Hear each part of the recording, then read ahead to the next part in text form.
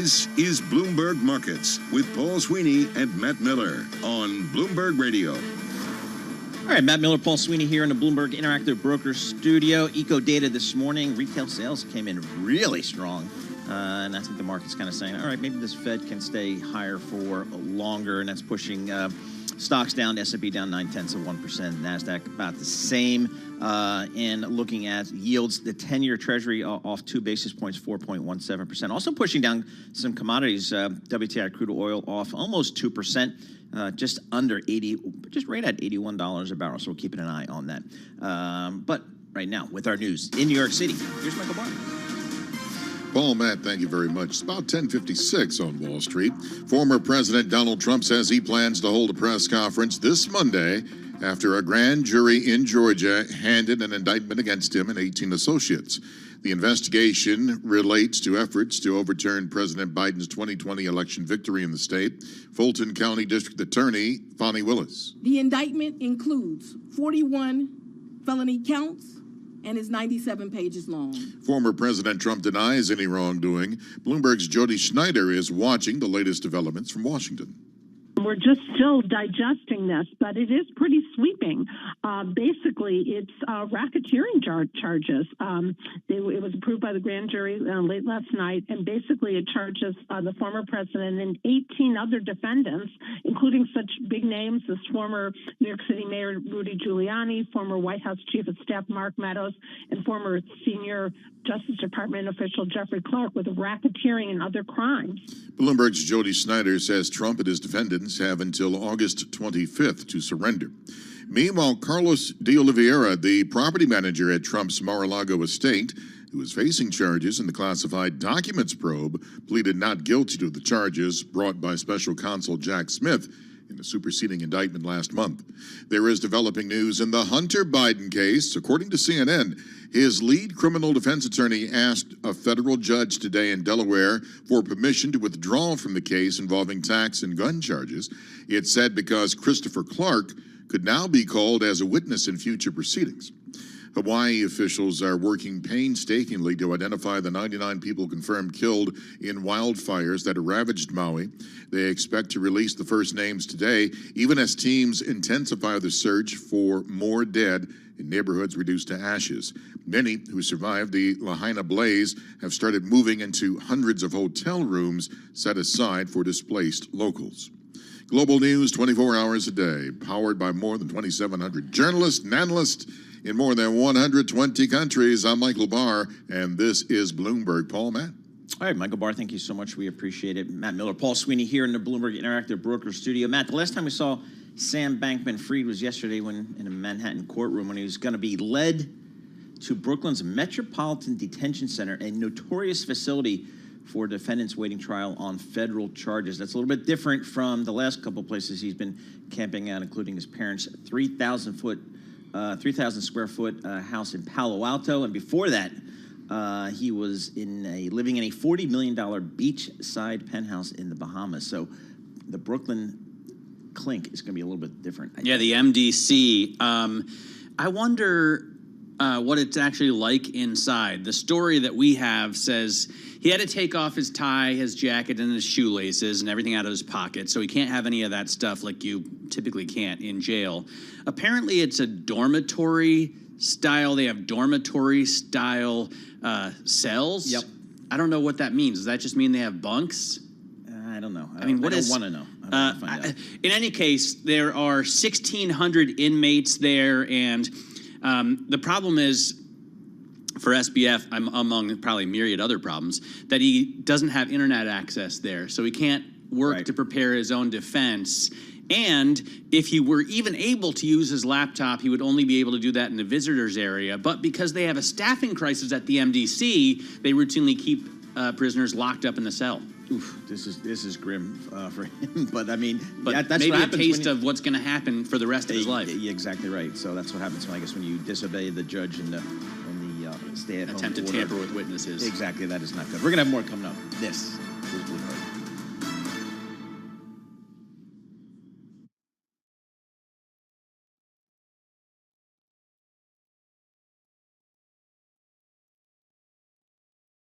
This is Bloomberg Markets with Paul Sweeney and Matt Miller. We got a lot of green on the screen here, but the volume is light. We constantly underestimate the strength of the U.S. consumer. This is a market that's much more optimistic or bullish than maybe central bankers are. Breaking market news and insight from Bloomberg experts. There's still some concern out there in the market that there is room for things to deteriorate a little bit more than what they're indicating. As small and medium-sized businesses struggle, they don't present as much competition. The supply chain has still got dislocations globally and here in the U.S. This is Bloomberg Markets with Paul Sweeney and Matt Miller on Bloomberg Radio.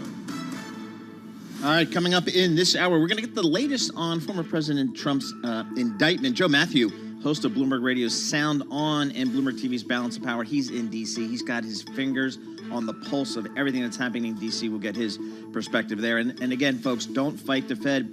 Michael Schumacher, head of rates and macro strategy at Wells Fargo, and Neil Grossman, former CIO at TKNG Capital.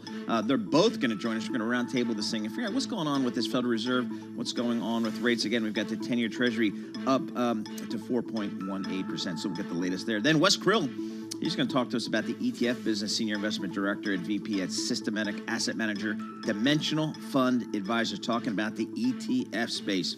But right now, let's kick this whole hour off with Amy Mars. All right, thank you, Paul. Americans increased their spending last month by 0.7% in July. Inflation continued to ease on eggs, electronics, used cars, and other items. The job market remains healthy. Sales rose a solid 1%. Department stores, clothing, and accessories saw increases. Furniture and electronics still a bit weak. We checked markets all day long right here on Bloomberg Radio. Dow Jones down 0.8% or 298 points. The S&P 500 down 0.9% or 38 points. NASDAQ down 0.8% or 113 points. The yield on the 10-year now at 4.18%. The 2-year yield at 4.91%. NYMEX crude oil down 2% or $1.70, now trading at $80.81 a barrel. Brent crude down at 1.7% or $1.53, that's $84.68 a barrel. And COMEX gold down 0.1% or $2.70 at $1,941.50 an ounce. I'm Amy Morris. That is your Bloomberg Business Flash. Matt and Paul. All right, Amy Mars, thank you so much. We appreciate it. Matt Miller, Paul Sweeney here in the Bloomberg Interactive Brokers Studio. We're also streaming live on YouTube, so you can head over there and just search Bloomberg Global News, and then you get to see our likeness. Or, youtube.com. And you can also search Bloomberg Radio. Oh, yeah? Apparently, to find us, yeah. All right, very good. I think we're all over this video thing. Why not? That's how the kids are doing it today. The kind of simulcast, right? I would do that for every show. Well, I don't know if every show. Well, no. Okay, but every show that I'm on. Yes, exactly. Yeah. All right, we got the red on the screen here today. The S&P off 0.8%. I think the market's kind of saying, boy, those retail sales looked really good. But let's see what's happening under the hood. Maybe get some company movers out there. Emily Grafeo, she joins us. She covers all the markets for Bloomberg News. She joins us here in our Bloomberg Interactive Broker Studio, which is a good thing. Emily, what are you looking at today? Well, about an hour ago, I was prepared to come in and talk about Home Depot stock rallying. But right. We're actually very much off the highs of the day. That stock only up about 0.17% right now. But they're the big earnings story of the day. The earnings were pretty good. Maybe investors now fading that good news. Yep. But I thought there was a key line from the Bloomberg article from these earnings. Total customer transactions at Home Depot fell from a year ago, while the average ticket, or the amount spent per transaction, rose slightly, indicating higher prices are still propping up Home Depot's performance. So it sounds like Home Depot still has pricing power, and of course the retail sales data from today would support that narrative that consumers are still willing to spend. However, we still have Walmart and Target reporting earnings, so I think it's too early to make a call on what this earnings season is really telling us about. Target is tomorrow morning, right? I don't want to be quoted on that. I believe it's tomorrow, and then Walmart is Thursday. Yes, I'm looking to Target, at least according to the description page, Target is before market on August 16th. That is tomorrow morning. Right, and Walmart is the 17th before the market opens. It's 7 a.m. So we'll get a good sense of kind of where the... One of the interesting things that we heard from Drew Redding, the Bloomberg intelligence analyst, is that part of the problem is that a lot of consumers made purchases last year, like a grill, for example, or patio decking. And that's not the kind of thing that you go into Home Depot to buy every month, right? That's just once every few years. So those won't be renewed very soon. Yeah, it'll be interesting also to watch. I have heard some analysts talking about consumers moving down the spectrum. So anyone who was shopping at Target now moving to Walmart to try and save a little bit of money because that is a little bit less costly, but we'll see. It was interesting to see Bank of America had a note out talking about how their clients had purchased consumer discretionary stocks last week for the first time in over 6 weeks. So at least, well, right now it's kind of rewarding them, but not much given the Home Depot price action. All right, what else is out there? Because I know we still got some earnings coming up, but what else are you looking at? I'm looking at Discover Financial Services as well. That stock down over 10% after their CEO is stepping down. Roger Hochschild, he was at the company for 25 years. Are you sure about the pronunciation? Hochschild? I'm going to say Hochschild. Okay, we're going with the German guy. Let's just go with the German guy. Yeah. I'm going to go with the German guy. Let's go with the, I did see, what look it would up. I do? did watch a TV anchor say his It last could be. name like this. It's but I very trust you, likely Matt. that he has a German name and he mispronounces it because he's in America. So many people do. I used to be Graffio, now I'm Grafeo, so I understand that. What is the proper pronunciation for you? For me? Yeah. Grafeo. Grafeo. Yeah, that's a great name, by the way. Thank you. But What's I grew up and Graffio? everyone said Graffio. Where'd you grow up? In Connecticut. You gotta school them. So what My is, family is very split. I have a lot of cousins, and a lot of them go by Graffio. But what is the name? Is it? It's Grafeo. No, I mean, is that Italian? Yeah, it's Italian. Okay, Yeah. okay. Yeah, I love that. I think it's a an very easy- cool name. it's an easy Grafeo. name. It's even fun to say. Grafeo. Thank you. Exactly. So who's the guy again? The pronunciation? Hochschild, I think, is. Hochschild. Yeah, the guy who stepped down. Yeah, Right. it's a little At Discovery. unclear the connection Discover, here sorry. as to why he stepped down, but the news is I had to read this coming. story like 3 times Right. to try and figure out if they just weren't telling me why he stepped down. Why he's they want to stepping focus. They're like, he's going to step down because we're going to focus on compliance. Right. Well, what were you focused on before? Yeah. Yeah. Is he stepping down because you're focused on compliance? I don't think we exactly know that yet. No. At least the company hasn't come out and said that. But we did have an analyst in that Bloomberg article saying it's difficult to not associate this with the recently disclosed consent order from the FDIC. The focus will now shift to what perpetuated this abrupt departure. Because like I said, 25 years at the company. He was CEO, president, member of the board, and he's stepping down from all of that. It doesn't feel right, and the stock market is, kind of showing me that stock off 10% here. Here's a stock, it's got a $23 billion market cap. Before today was down 5% year to date. So we'll have to see how it plays out. Discover Financial Services. So Yes. I always wonder how they're DFC. doing in the battle against Amex and Visa and MasterCard, because you don't Well- see people pulling out a Discover card No. at lunch very often. I do wonder you? what the market shares. No, I never see it. When I first started at Bloomberg LP 23 years ago, Nice. we had Discover cards instead of Amex. Did you? And that was the corporate card back then. But the problem was everywhere you would go, like to take a client to lunch, they would say, "I'm sorry, sir, we don't take Discover." I don't take Discover. I have some friends that use Discover. All right, so Yeah. all right. here Maybe we it's go. maybe it's made a comeback. As I'm saying, that was 23 years ago. All right, well, here we go. So I used Matt's comp function, COMP. Over the last 5 years, compounded annual return for the stock, Discovery, 6.5%, Visa, 12.25%, and MasterCard. Wait, are you looking at 50. DFS? Yes, DFS. Yeah. Okay, Discover. Yeah, Discover. So again, so it's really underperformed Visa, MasterCard. There you go. That's the tail of the tape, as it were. Yeah. All right, Emily Grafeo. Boom, I nailed it. Emily joins us here as we like to get an update on these markets. She covers all the markets for Bloomberg News. We appreciate that.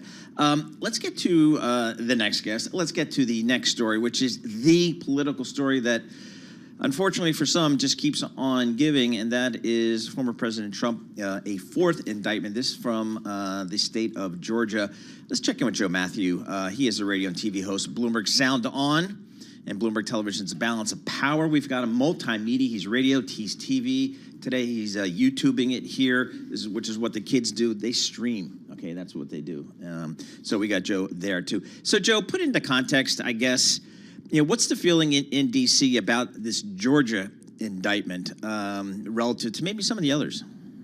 I think just how wide it is in scope and scale. Remember the special counsel's indictment, and it's hard to keep these all straight, that hit just a couple of weeks ago. This is the Jack Smith indictment, the January 6th investigation, basically the same case that Georgia conducted on its own, had 4 counts. This one has dozens of counts, and 13 specifically against Donald Trump. And when you put them all together, we're approaching 100 now with 4 indictments. But this one just goes a number of steps further than what the special counsel was trying to do, keeping things sort of narrow and efficient, a case that he thinks he can win. We've got 18 co-defendants in this case.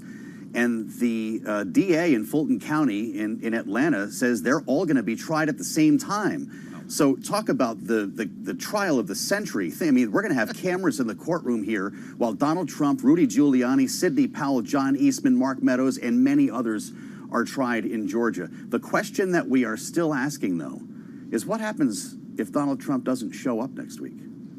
Is that why would that happen? Could that happen, and why would it happen? It's Donald Trump. Good enough. Point. Good point. I hope. Look, I mean, if that were the case, by the Johnny way, Cochran. Is that guy still around? No, he's not. If the glove does not fit, you must acquit. That's correct. The thing is, if Fani Willis wants to compel the former president to come to Georgia, there's really no way for her to do that. You can't send the Georgia State Police. This is not a federal trial. So if he just hangs out in Florida at Mar-a-Lago and says, I dare you to come get me, they're not going to get through the Secret Service, and I'm not sure how this trial goes forward. Well, did he? Amazing. What happened in New York? That was a state issue as well, right? It was, and he decided to make that, a showboat. And he could do the same here. Maybe he shows up early and holds a news conference in front of the courthouse. He could do anything. I think that we have to acknowledge what he's been saying about this DA, referring to her as a racist, putting personal information out, the weaponization of government. He's got Republicans here in Washington behind him, largely certainly in the House, the Speaker of the House behind him. Maybe he says, look, 4 indictments, what's the difference? I won't show up for this one. Well, if he's going to draw up slates of fake electors to try and steal an election, then I feel like skipping an appearance at a Georgia trial, a Georgia indictment, would not be terribly unusual. What do you think about the scope of this indictment? I think 19 people were indicted, as opposed to the Jack Smith indictment, which was just Donald Trump. Is anyone talking about that in Washington? Yeah, I mean, that's the point I'm trying to make here, is that it's much broader in scope. And Jack Smith did refer to, remember, the unindicted co-conspirators. Right. They've been identified through the media, but he didn't charge them. And so this is just a much more involved, much larger case that will probably take a good long time to try here. You've got cameras in the courtroom. You've got a sheriff who wants to do a mugshot with Donald Trump. There are a lot of differences here that might keep him from wanting to show up in Atlanta, because he clearly thinks that he's above this. Joe, do we know when that might occur, the arraignment in Georgia? We don't. They've been given until next Friday, I believe it is, the 25th of August, to basically show up and surrender. So we'll find out pretty quickly. But, it's important that you're asking about these co-defendants as well. 18 people. Yeah. Surely the prosecution thinks one or more of them will flip. And that is a big reason why this case is a big problem potentially for Donald Trump. There are minimum sentences that come with these racketeering charges, and it's just a different animal than what we've seen elsewhere. A different animal, yeah. And we heard from a former prosecutor who suggested that is maybe the strategy here of the Georgia prosecutor. Joe, you mentioned the president still enjoys pretty solid support from Republican members of Congress. Give us a sense of kind of what's the political calculus here behind that. Boy, it's interesting. We've been waiting for Republican candidates even who are running against Donald Trump to turn on him, and that hasn't really happened, with the exception of Chris Christie, maybe a couple of others. They believe they cannot get reelected in the U.S. House in this upcoming election unless they have the backing of Donald Trump, unless they publicly support him. Speaker McCarthy is all in. I don't know how he turns this around if it doesn't play out in his favor politically, because he's decided to throw in completely with Donald Trump, and his caucus largely has. I will point out, though, the difference is on the Senate side, the upper chamber, where they really do comport themselves differently. You're not going to hear them bashing Donald Trump, but it's been crickets in the Senate since the indictment dropped. Wow. And so, and again, on the flip side is, Joe, I mean, we're not seeing Democrats really come out and kind of jump on the bandwagon here. It seems like the directive from at least the White House on down has been, let's just stay on the sidelines and let this play out. Is that kind of what you're hearing? They're being cautious. You know, if you read the statements from Hakeem Jeffries, for instance, the White House is not going to say a lot about this. It's basically like when you ask the White House about the Fed. We're not going to go there. We're just not doing it. We defer to an independent Fed, and they do the very same thing with the DOJ. Because remember, they're being accused of weaponizing the Department of Justice. So the more they say about this, the more problematic. Well, and they say very little about Hunter Biden as well. That's correct. I wonder what Democrats on the Hill are saying about that. I mean, surely if your son is addicted to drugs and starts setting up business meetings with people in Eastern Europe and China, Joe, you're not going to get on the call with him, are you? I don't know anything about that. I mean, look, you got a special counsel there now, which many would suggest is optics. It doesn't really give the prosecutor a lot of additional power. But Hunter Biden is also not running for president. And I do find it interesting that that's become the answer. That's the but when you talk to a lot of folks about the Donald Trump case. What about Hunter? Well, Hunter's in a lot of trouble, it looks like. His plea deal fell apart. He's also not running for president. Well, but it's not what about. I think a lot of people were hopeful that President Biden would be the antidote to Donald Trump, meaning you had somebody in office who said, yeah, I do unethical things, but they're not illegal, right? And you don't want your president to be a guy that's just on the right side of legality. You want your president to be a stand-up guy.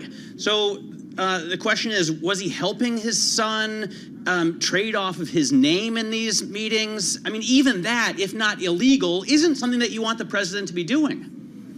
Well, that does remain a question, and I think we need some answers on this, just like with everything else with Donald Trump that, are difficult for me to weigh in on. This hot button stuff, it drives the conversation on the conservative cable news outlets.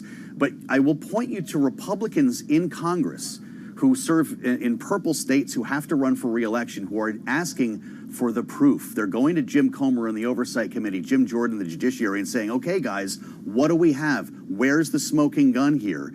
And I'm not sure that has been made public yet.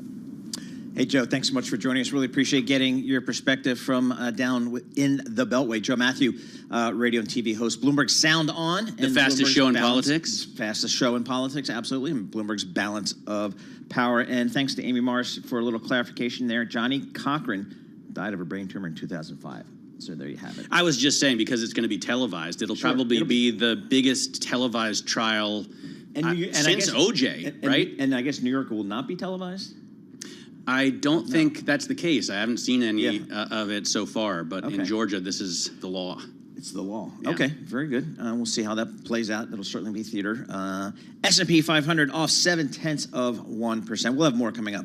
This is Bloomberg.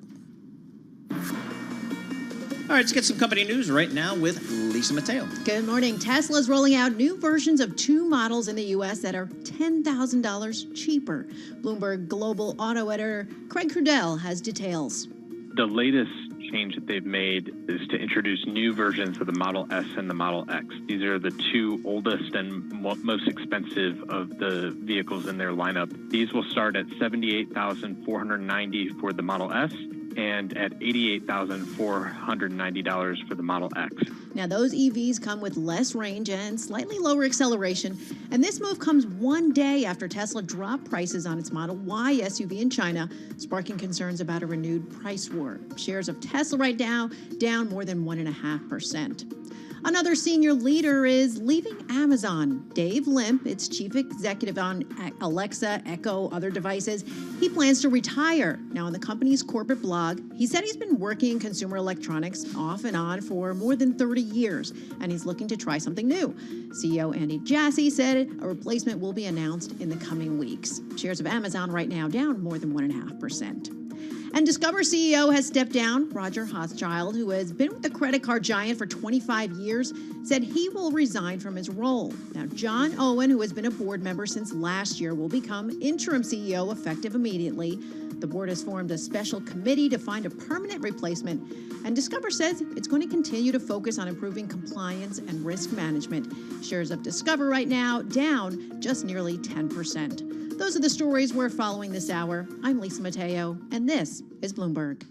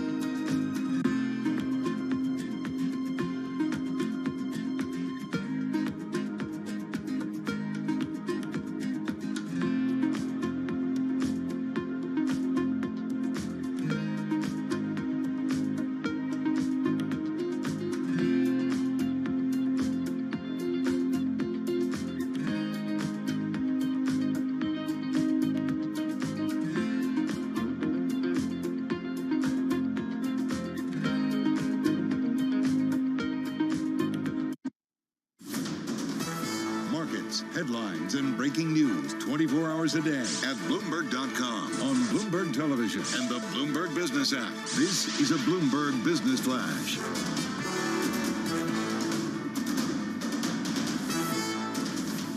It's 11:21 on Wall Street. We check markets all day long right here on Bloomberg Radio, and markets are lower. Dow down 0.8% or 271 points. The S&P 500 down 0.8% or 35 points. NASDAQ down 0.7% or 90 points. The yield on the 10-year Treasury now at 4.19%. The 2-year yield at 4.935%. NYMEX crude oil down nearly 2%. That's a drop of about $1.59, now trading at $80.93 a barrel. Brent crude down 1.6% or $1.41, now trading at $84.80 a barrel. COMEX gold at $1,939.30 an ounce. That's a $4 drop, about 0.2% lower. The euro is at 1.0926 against the dollar. The British pound at 1.2734, and the yen at 145.40. And I'm Amy Morris. That's your Bloomberg Business Flash. Matt and Paul. Amy Morris, thank you so much. We appreciate it. Very nice of you. Matt Miller, Paul Sweeney here in the Bloomberg Interactive Brokers Studio. We're streaming live on YouTube. Just head over there and either go Bloomberg Radio or Bloomberg Global News, and that gets you where you need to go. Let's YouTube.com. YouTube. Search for Bloomberg Radio. There you go. Yeah. Boom. In clear language. All right, let's talk rates here and what the Fed's going to do. We had some strong economic data this morning. Retail sales came in gangbusters. How about that? Let's bring in a couple of smart people and we'll round table this whole thing. Michael Schumacher, head of macro strategy and rates at Wells Fargo, and Neil Grossman, co-founder of TKNG Capital. He joins us in the studio. Michael's via Zoom. Michael, let's start with you here. What are you telling the good clients of Wells Fargo about kind of where this Fed's going to go, where rates are going to go, how high are they going to stay here? What's your call out of Wells Fargo these days? Yeah, as far as the Fed goes, I think where most people begin is, hey, is the Fed done or not? And it's probably close, maybe done. That's the call from our econ team. Possibly goes one more time. Either way, neither one's a surprise. I think the bigger question is how long does the Fed keep policy quite tight? And that could be in a pretty extended period here. Nonetheless, when you put these things together, we do recommend that clients scale in and buy bonds right now. You might say, well, it sounds kind of odd given the backdrop with Fed policy rates staying high. But the reason we have this view is that the markets typically don't believe what the Fed is trying to sell. So Jay Powell almost certainly comes out of Jackson Hole, says we'll be on hold for a long time. But if people get the sense the last hike is in, they'll be racing to buy bonds in our view. So we do think that yields come down a fair bit by the end of the year. We've got the 10-year Treasury sub 350 at year end. So maybe it's the peak, maybe it's not in yields, but it's time to scale in. But in terms of, Michael, the Fed funds rate, you know, Jerome Powell is saying it's going to be years at these levels. At the same time, he gives us a dot plot that shows cuts, 4 of them next year and then even more the following year. How do you square that circle?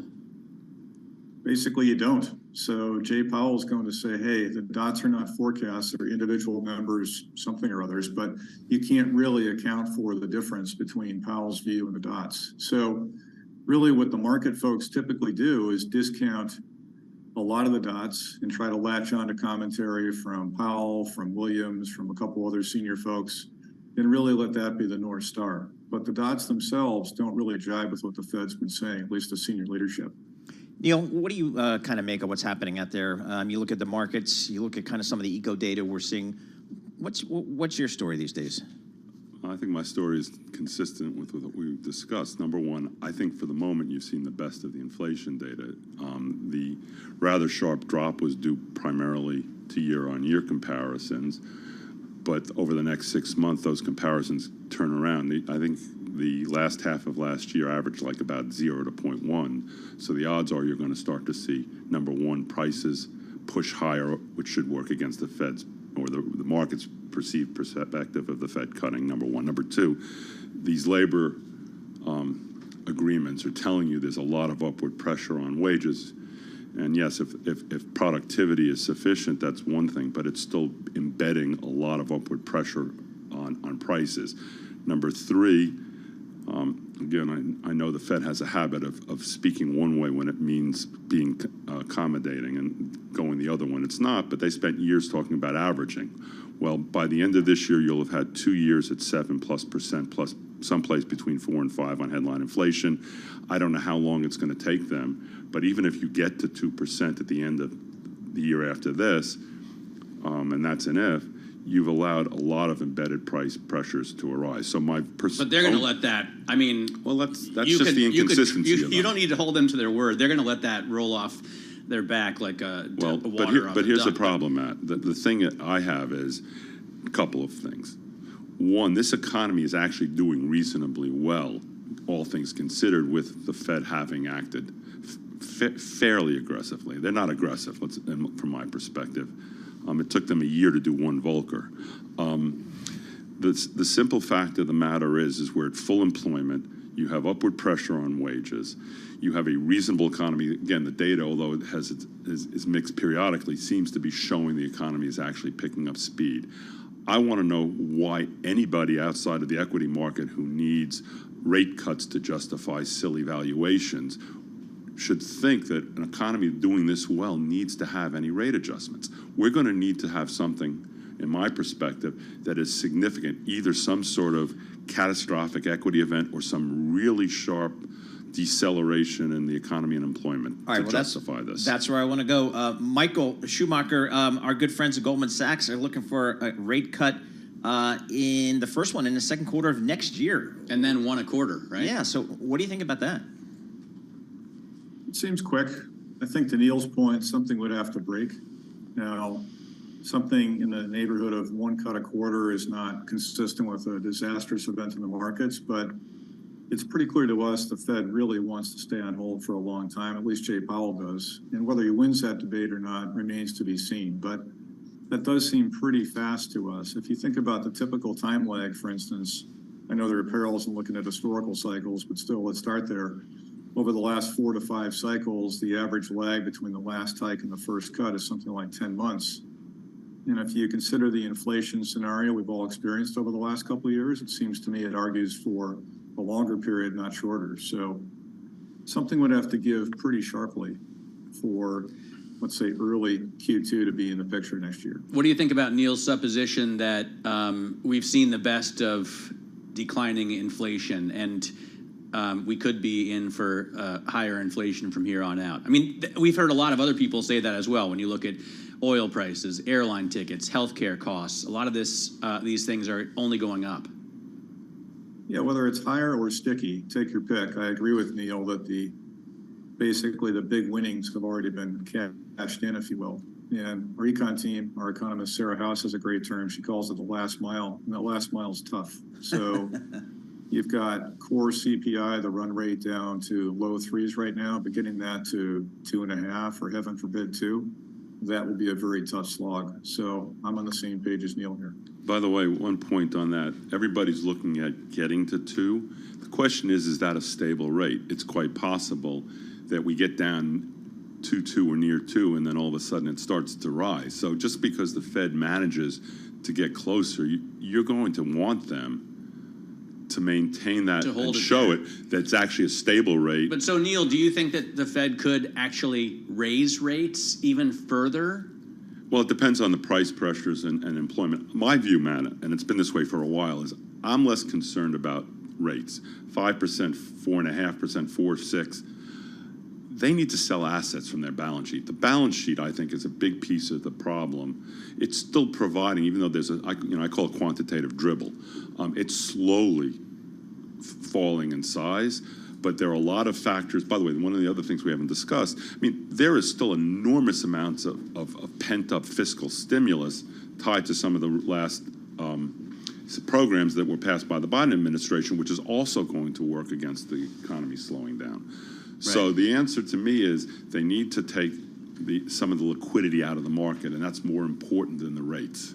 Hey, Michael, Jackson Hole next week. By the way, I'm still searching my inbox for my invite. I can't find it anywhere. I must have just missed it. But Jackson Hole, what do you expect to come out of there, if anything? Usually it's a non-event. Now, last year was interesting, of course, with the famous 8-minute speech, and I'm going to head for the trails. But this year, I suspect the message is, hey, we've done a lot of good work. Inflation's down quite a bit. There's still a lot of residual benefit, lowering, whatever you might want to call it, from tightening in the pipeline. We're going to stay on hold for a long time. We're not going to cut anytime soon. And I think the market probably buys the first part of that talk and not the second part. So it's a really difficult sales job, if you will. One interesting point about Jackson Hole, though, is there's almost certainly no Q&A. So it's a set piece. Powell can stick to his message. Really no chance of being thrown off guard by a strange question. So in a sense, it's a fairly easy setup, but it's hard for, and consistently Jackson Hole hasn't mattered too much to the markets. It's hard for that to be radically different this year. I would add one quick thing.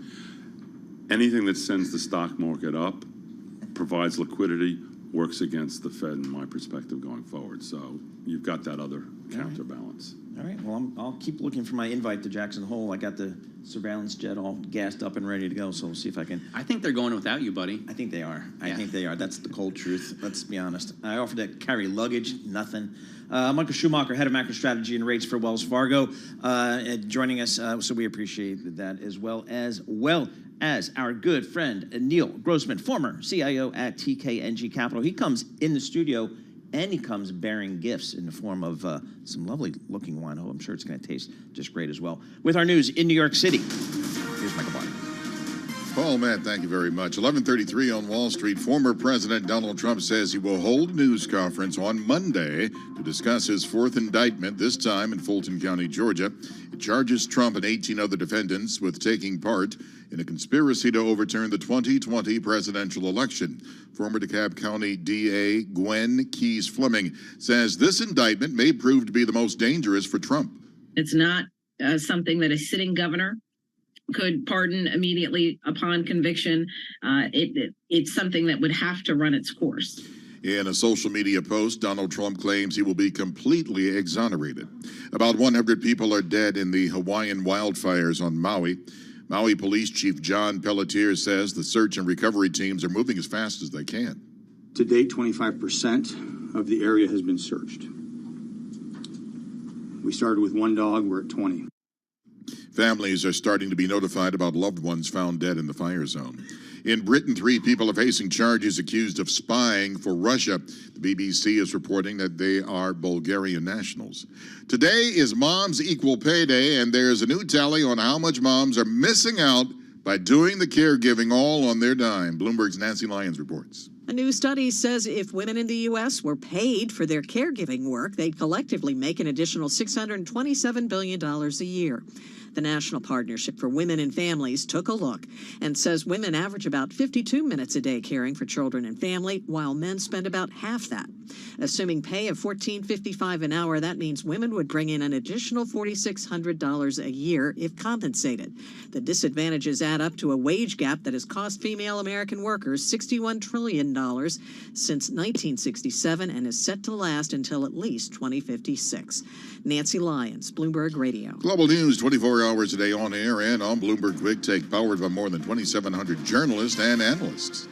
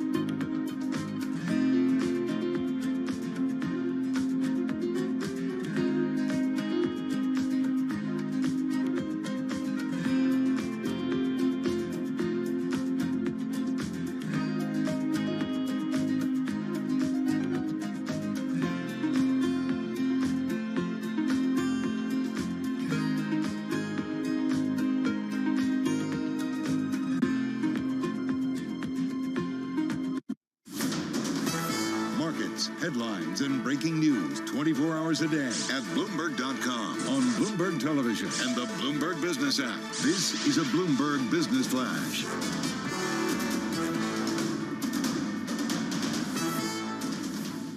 $11.40 on Wall Street. Stocks worldwide falling. China's faltering recovery is raising worries for the rest of the global economy. On the other hand, U.S. retail sales accelerated by more last month than expected, which is raising hopes that the U.S. economy can avoid a recession. But it also raises the threat that the Federal Reserve will keep interest rates high for longer. We check markets all day long right here on Bloomberg Radio. Dow is down 0.7% or 247 points. S&P 500 down 0.7% or 31 points. NASDAQ down 0.6% or 82 points. The yield on the 10-year Treasury at 4.18%. The 2-year yield at 4.92%. NYMEX crude oil down 2% or $1.80, which is about $80.71 per barrel. Brent crude down 1.8% or $1.62, now at $84.60 a barrel. COMEX gold at $1,939.30 per ounce. That is down $4.80 or 0.2%. I'm Amy Morris. That's your Bloomberg Business Flash. Matt and Paul. All right, Amy Morris, thank you so much. We appreciate it. Matt Miller, Paul Sweeney here in the Bloomberg Interactive Broker Studio. All right, my knowledge of ETFs is they're passive. That's what an ETF is. Well, not anymore. Well, Now- not anymore. Now you got this thing called active ETFs. To me, that's like a paradox. I don't know what's going on, but our next guest, maybe he can clear it up for us. Wes Paradox. Krill. Paradox. What did I say? A paradigm, I think. Paradigm, a paradox. But it Thank you very is a paradigm shift in a way. You know? Of a paradox. Wes Krill, Senior Investment Director and Vice President at Dimensional Fund Advisors. Here's a guy. He goes out and gets a PhD in materials engineering. I mean, who does that? Because there's math involved. I mean, who wants to do that kind of stuff? Hey, Wes, thanks for joining us here. Talk to us about systematic active ETFs. Active ETFs, I just don't get it. Just explain to me what an active ETF is and why investors select those. Yeah, of course. And thank you so much for having me on. And you guys beat me to the paradigm shift joke by about a half a second. I was just about to make that, so I'm glad we got that one out of the way. I think it's helpful just to start off with what some of this nomenclature means. So obviously the ETF part, people are pretty familiar with what that looks like. But active is, for some people, a new spin on it. So active very simply means non-index. So if you think about what most of the ETFs were prior to a few years ago, they were tracking indices where the investment decisions were outsourced to index sponsors such as Russell or MSCI. Now, active ETFs have come about for investors who want an investment strategy that deviates or doesn't track a market index. And I think that's been the development. And you can see in terms of the flows in the industry, this year alone, about 25% of the flows in the ETFs have gone into active ones. And that's despite the fact that active ETFs this year only accounted for about 5% of the market share. So clearly a trend in terms of popularity there. And massive inflows. I'm looking at DFIC, DFCF, DFAC. I mean, these are all huge in terms of the inflows. Paul, you can see this on the ETF page if you just put Dimensional Fund Advisors as the ultimate parent. Yep. They're so popular. Is that, you think, because investors want active management with low fees, right? DFAC has 23 basis points. Yeah, I think it's an interesting opportunity in the landscape. So, when you look at what the landscape has traditionally been with index ETFs, we believe there's an opportunity to go beyond indexing. And what that means is take the appealing aspects of index fund ETFs and then add on flexibility, where I'm not outsourcing my investment process. I'm making a decision every day to hold what I want to hold. And with that flexibility, add value by increasing expected returns, by managing risk. And I think that proposition has been very attractive to investors. I would say a lot of the interest, a lot of the flows coming in ETFs the past number of years, they really, up until this year, had been dominated by index fund ETFs. But again, we think there's additional value to be had with this approach, which adds flexibility in an active ETF wrapper. So an active ETF, compare the costs between an active ETF and just an average mutual fund. Is it still cheaper? So that's one of the interesting concepts, and I think one of the things investors need to keep in mind when they're hearing about active ETFs is the ETF wrapper is really just a wrapper from the underlying investment proposition, right? So it's like if you have a soda or a daddy soda, depending on what time of day it is, that you really like, and you switch it from a can to a bottle, it doesn't really change the contents that are inside of that vessel, right? So if you think about some of the traditional drawbacks of active investing that many investors will be familiar with, so higher expense ratios, potentially fewer number of holdings or less diversification, these are not necessarily solved by the ETF wrapper. In fact, when you look across the active ETF landscape, there is a very meaningful spread in terms of diversification level, turnover, and expense ratio. And so it is a reminder that investors need to be looking beyond just that ETF wrapper and to see, what is this investment process actually providing me? And that's where I think this systematic investment approach that Dimensional pioneered starting back in 1981, which works just as well in an ETF wrapper as it does for a mutual fund wrapper. I think it brings a lot of advantages to the table when it comes to solving some of the traditional drawbacks of active management strategies. Hey, we have something in common. We were both started in 1981, right? Bloomberg started that year as well. Yep. So that's pretty cool. In terms of issuance, we had so many debuts last year of new ETFs. Do you think that that's tapered off for now? Are investors happy with what they've got, or do you think there's still holes out there that need to be filled? Well, one thing we know from the history of looking at the landscape is where there's an investor interest, particularly investor dollars, there's going to be strategies launched. And, you mentioned the new ETF listings. There's also been a number of conversions this year as that practice has started to take up interest. And, I think, again, this is something investors want to keep in mind. Part of getting a long-term investment experience that is appealing is that strategy being around for the long term. And we know that with ETFs, just like with mutual funds, there's a lot of attrition. You have 4 or 5% of the cross-section of available investments today are no longer going to be there next year. That's really the rate of attrition that we see in the industry. So it's important to find a manager out there who has conviction in that style of investing and is launching strategies not because they're popular, but because they're solving real-world investment problems. That's something that we've always tried to do at Dimensional is work, with our clients to understand what investors are really trying to accomplish, and then build investment solutions that can stand the test of time, that are, well managed and are really solving actual problems. I wonder why you wouldn't convert all mutual funds into an ETF. Like, why would anyone stop until it's done? What's the point of having a mutual fund if you could have an ETF? Isn't it a better wrapper?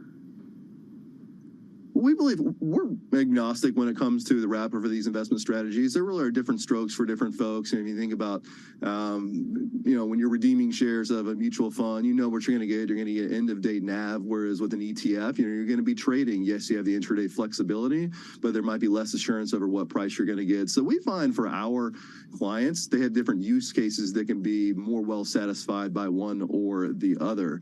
And I think that's why we want to have a broad-ranging lineup of offerings for our investors in either one of those wrappers. We had a number of conversions last year that attracted a lot of attention in the industry because of the scale at which we did this conversion. And we selected those funds very specifically because they were tax-managed or tax-advantaged funds, and having the ETF structure was another tool in the toolkit for managing exposure to tax. So, that was a very specific use case, but we think more broadly, our investors are wanting to have these offerings on both sides of the industry. Hey, Wes, thanks so much for joining us. Appreciate getting your thoughts, your perspectives, getting an update on the ETF market, the active ETF market as well. Wes Krill, Senior Investment Director and VP at Dimensional Fund Advisors. They're down in Austin, Texas. I wonder where they're putting all the people down in Austin, Texas. I would like to be in Austin, Texas as well. Have you been? Yeah, lots of times. Awesome town. Great town. And you know what? Lots of money. You go down there to see the state pension funds, and that's kind well, of did you see the story, the Bloomberg story, Are You Rich, yesterday? Yes. For example. And we did a comparison. In which city do you feel richer? Yep. Right? Austin was way up there. Yeah, I mean, sure. A dollar goes a long way in that city. Yeah. Traffic. I heard it's brutal. That's why you ride a motorcycle, buddy. Yes, exactly. Last time I was down there, I was on a Ducati Multistrada V4, and I was just cutting through all the traffic I needed to. Of course you did. This is Bloomberg. All right, let's get some company news right now with Lisa Mateo. You got it. Home Depot's latest results suggest that homeowners haven't stopped spending on home improvement. Bloomberg's Gina Cervetti reports. Quarterly earnings beat estimates, and Home Depot reaffirmed its guidance for the year. CEO Ted Decker said there was strength in areas associated with smaller projects, but the retailer did see ongoing pressure in certain big-ticket categories. Lowe's opens its books next week, and shares of Home Depot right now down, actually up just a fraction. And business travel is bouncing back. Bloomberg's Courtney Donahoe has more. According to trade group Global Business Travel Association, spending on business travel will top pre-pandemic levels next year and expand to about $1.8 trillion in 2027. Previous projections put that milestone 3 years away. Now, the group says spending rose faster than they had expected last year due to some more stable global economic conditions. And Warren Buffett's Berkshire Hathaway slashed its stake in Activision Blizzard by 70% during the second quarter amid the video game maker's prolonged efforts to merge with Microsoft. Now, it also exited its position in insurance broker Marsh McLennan, and it trimmed its position in other companies, including Chevron. Now, on the housing front, Berkshire reported new holdings in D.R. Horton, NVR, and Lennar. Shares of Berkshire Hathaway right now, they are down, actually just a fraction. And I guess you can't tell them apart from the real thing because lab-grown diamonds, they are paying off for Pandora. The global jewelry chain, it's hiking its revenue forecast as it expands sales of the cheaper synthetic diamonds.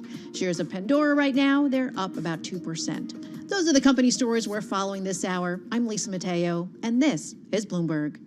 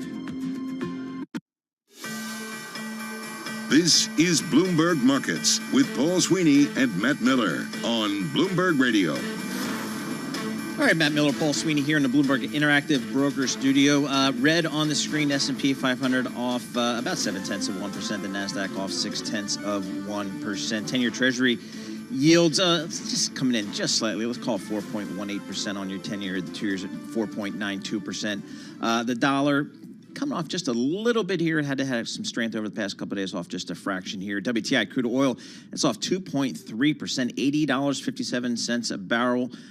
So we'll keep an eye on that. It was a tad lower even before. So a little bit of a pullback in WTI over the last, as opposed to the rally we've seen in the last couple of weeks. Right now, with our news in New York City, here's Michael Barr. Paul, Matt, thank you very much. It's 11:56 on Wall Street. Former President Donald Trump says he will hold a news conference on Monday after he and some of his top supporters were indicted in Atlanta over efforts to overturn the results of his 2020 election defeat in Georgia. It is the fourth criminal case against the former president. Trump calls the latest indictment politically inspired. Bloomberg's Jody Snyder is following the case from Washington. She says this is a 41-count racketeering case against the former president and 18 co-defendants. The former president, of course, says he did not do this, saying that this is again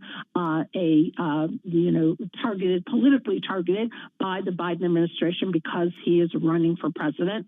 Some of his allies, including some in Congress, are saying, why did it take 3 years to bring this when he's, of course, right smack in the middle of an election cycle?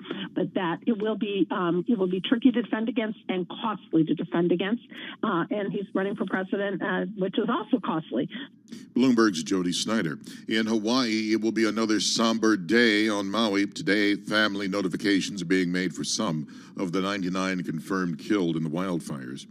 Russian officials say a massive explosion at a gas station in Russia's southern republic of Dagestan has killed 35 people and injured scores of others. The fire started at a car repair shop and spread to a nearby gas station, triggering the blast.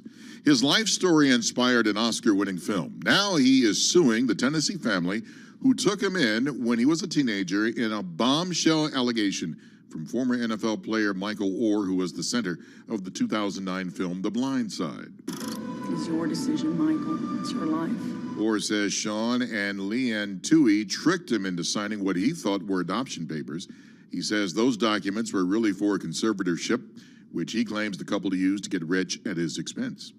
Global news 24 hours a day on air and on Bloomberg Quick Take. Powered by more than 2,700 journalists and analysts in more than 120 countries. I'm Michael Barr, and this is Bloomberg. Paul, Matt. Hey, Michael Barr, thank you so much. We appreciate it. Hey, Matt, this U.S. steel, United States steel, potential M&A trade, potential sale of United States steel. Apparently, when you want to buy a steel company, you need the union support approval. Of the unions. Yeah. That's kind of big. And so what we've got, the United Steelworkers today are making it clear that the union exclusively supports Cleveland-Cliffs bid to buy United States Steel. There is another bid out there by S-Mark, which is a smaller steel maker, higher price, but the union is only supporting the Cleveland-Cliffs Steel. That's big. Hey, you got to get union approval, you know? I mean, hopefully, if you're going to make a bid, you get a team of guys to go see who leads the union. Yep. And then you try and persuade the union to be on your side and not the other guy's side. But in theory, they also want somebody who's going to retain blast furnace steel making capacity, right? And what we heard from Joe Doe yesterday, who, although he split the infinitive in his headline today, is pretty smart on the steel industry. And he says, it's all about electric arc furnaces going forward. Yeah, it's interesting. The comment comes after Conway said he received countless calls from potential bidders seeking the union's approval, a necessary legal step for anyone seeking to buy U.S. Steel. And his quote is, "I was adamant that the Cliffs bid is the only one the union will consider due to its synergies and the fact that it best preserves blast furnace and steel-making capacity." It's about and the jobs. Synergies. Yes, I see. Now I understand. Exactly. Synergies. And, going to preserve the United States workers and members, USW. We're going to have more coming up. This is Bloomberg.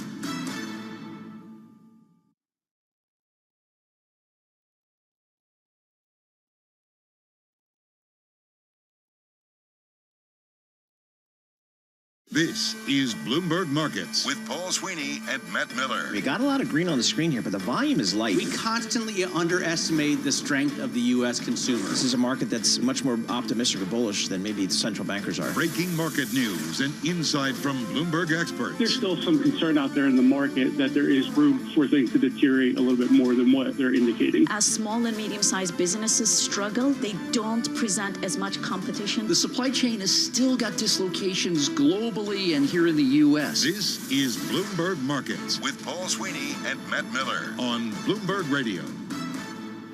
All right, coming up in this hour, we're going to get some analysis of the latest Trump indictment. This time, we're going to roundtable with a couple of heavyweights. Tim O'Brien, Senior Executive Editor with Bloomberg Opinion, and June Grosso, Legal Analyst with Bloomberg News.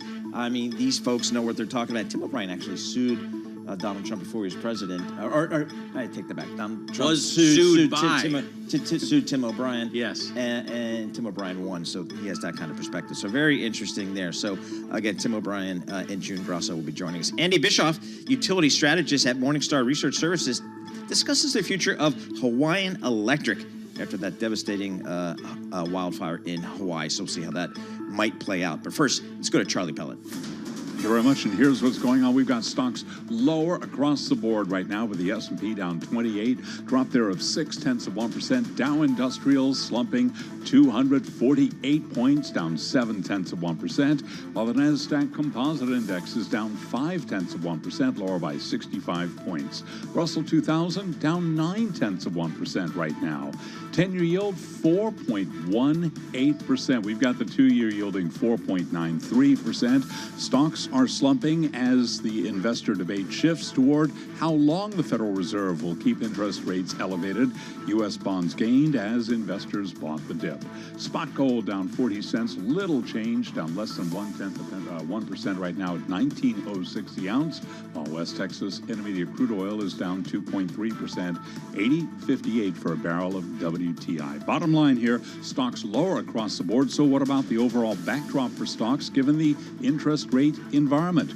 Jack Ablin is Chief Investment Officer at Crescent Capital, and he was a guest this morning on Bloomberg Surveillance. The fact is that interest rates now are substantially higher than they were, and quite frankly, the S&P, at least in general, is in somewhat of denial of that. We aren't seeing any multiple compression as a result of that, the higher interest rates. And you can hear more of that conversation on the Bloomberg Surveillance podcast. You can download it wherever you get your podcasts. An earnings beat this morning from home improvement retailer Home Depot, but Home Depot shares trading lower. They are a little change, down 12 cents right now. Rival Lowe's reports next week it is down by 0.9%. So again, recapping, stocks are lower. S&P 500 index down 28, drop there of 0.6%. I'm Charlie Pellet. That is a Bloomberg Business Flash. Charlie Pellet, thank you so much. We appreciate that. As always, Matt Miller and Paul Sweeney here in the Bloomberg Interactive Broker Studio. We are streaming live on YouTube.com. You can go there and search Bloomberg Radio or search Bloomberg Global News. So we got that going for us. All right, markets selling off as Charlie just reported. Let's see where the action is under the hood. We welcome back Belly Lipschultz. He covers all the markets for Bloomberg News. Belly, what are you looking at? Yeah, all 11 sectors in the S&P trading under pressure, as are more than 85% of the index's components. Worst performers, energy and financials. So you've got crude right now trading back towards $80.50 a barrel, and you see financials under pressure after a warning from Fitch that they may downgrade larger lenders like JP Morgan and Bank of America. So financials under pressure, commodities under pressure, Discover Financial down more than 10% after the CEO resigns, and also one notable underperformer that you hit on, Paul, and we'll dive into a bit more, Hawaiian Electric down 9%, extending a record slump with the future in doubt after being cut to junk by S&P. One outperformer, though, keeping an eye on, VinFast Auto, a de-SPAC EV maker based in Vietnam. We have to compare it to where the SPAC shares closed. Right now, up 183%. Low float, just about a million shares trading. But for those people calling SPAC mania dead, it's all right. Example. What a name, too, by the way, because it makes you think about Fast and Furious, doesn't it? And Vietnam-based Vin, I think, probably has some association with it. Oh, I was thinking about Vin Diesel. Oh, Toretto. Vin Diesel. All right, so Bailey, while we got you here, I mean, why do we have? I mean, I expect post Labor Day there be a deluge of IPOs. Am I going to? You have to. The markets are up, 17, 18% this year. Let's get going. Everything we're hearing is that there will be a number of deals in September. The one thing that a couple people have been pointing out, though, is you do have the S&P under a bit of pressure, call it what you want, since late July, and you have the VIX creeping up just a touch. The big thing that investment bankers keep an eye on, the VIX below 20 right now. We're still below 16, so I do think, Paul, we're going to see a number of deals. ARM is the one that everyone wants to talk about. You've got Turo, Instacart, a number of companies waiting to go public, and it seems like that'll be the time post-Labor Day. I need to get back in the chair and start getting some of these deals out the door. I mean, yeah, I got the pitch. It worked for a long time. All right, Bailey, thanks so much for joining us. Bailey Lipschultz, he covers all the markets for us. All right, let's get to the political issue of the day, the story that just kind of keeps on giving. That is former President Trump and his legal challenges, most recently from the state of Georgia. We want to bring in a couple of heavyweights, Matt. I don't know who put these two together. Tim O'Brien, senior executive editor with Bloomberg Opinion, and June Grasso, legal analyst with Bloomberg News. June, I'd like to start with you, just from the legal perspective. What is unique or what's important for us to know about what the indictment from Georgia yesterday?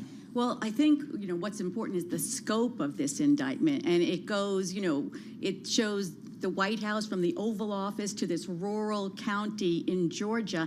And it's very detailed. It, as you say, it sets out 161 separate acts that were done. And as opposed to Jack Smith, the special counsel's January 6th, which was very narrow and targeted toward Trump and getting it to trial early, this one is really broad. It even includes things that happened in other states where there were fake elector plans. So you see this broad conspiracy to try to change the election, even including stealing election data. I mean, what you see in this is almost, some of it is just unbelievable. And then it goes to the heart of what we saw during the January 6th committee hearings, Ruby Freeman. Everyone remembers that worker who was crying because she was harassed by people associated with Trump to say that the election was fraudulent. And one of the counts concerns her, and there are 3 people who allegedly harassed her who are charged as part of the defendants. Tim O'Brien, this is the first time Donald Trump has ever been charged under RICO, right? Isn't that a little surprising when you say that out loud? But it's true. What's your reaction to this prosecution, to this indictment?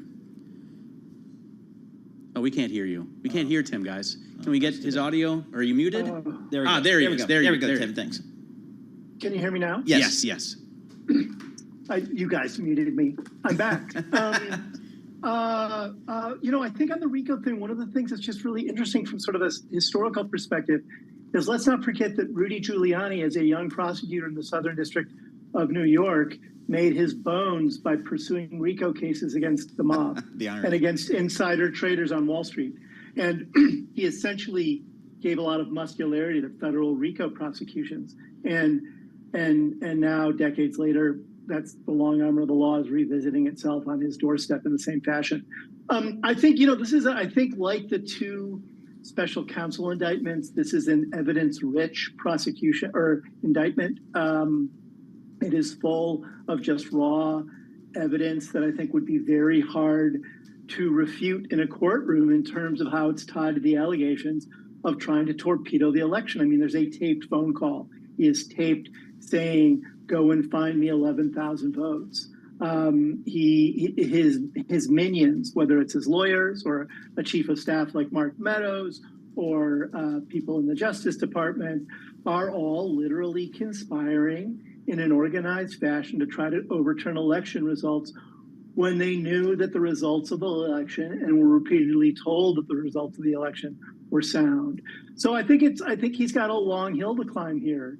As a defendant, and there is the possibility if he gets reelected that he can dismiss the 2 federal indictments and investigations that are circling around him now, but he won't be able to touch the Georgia case.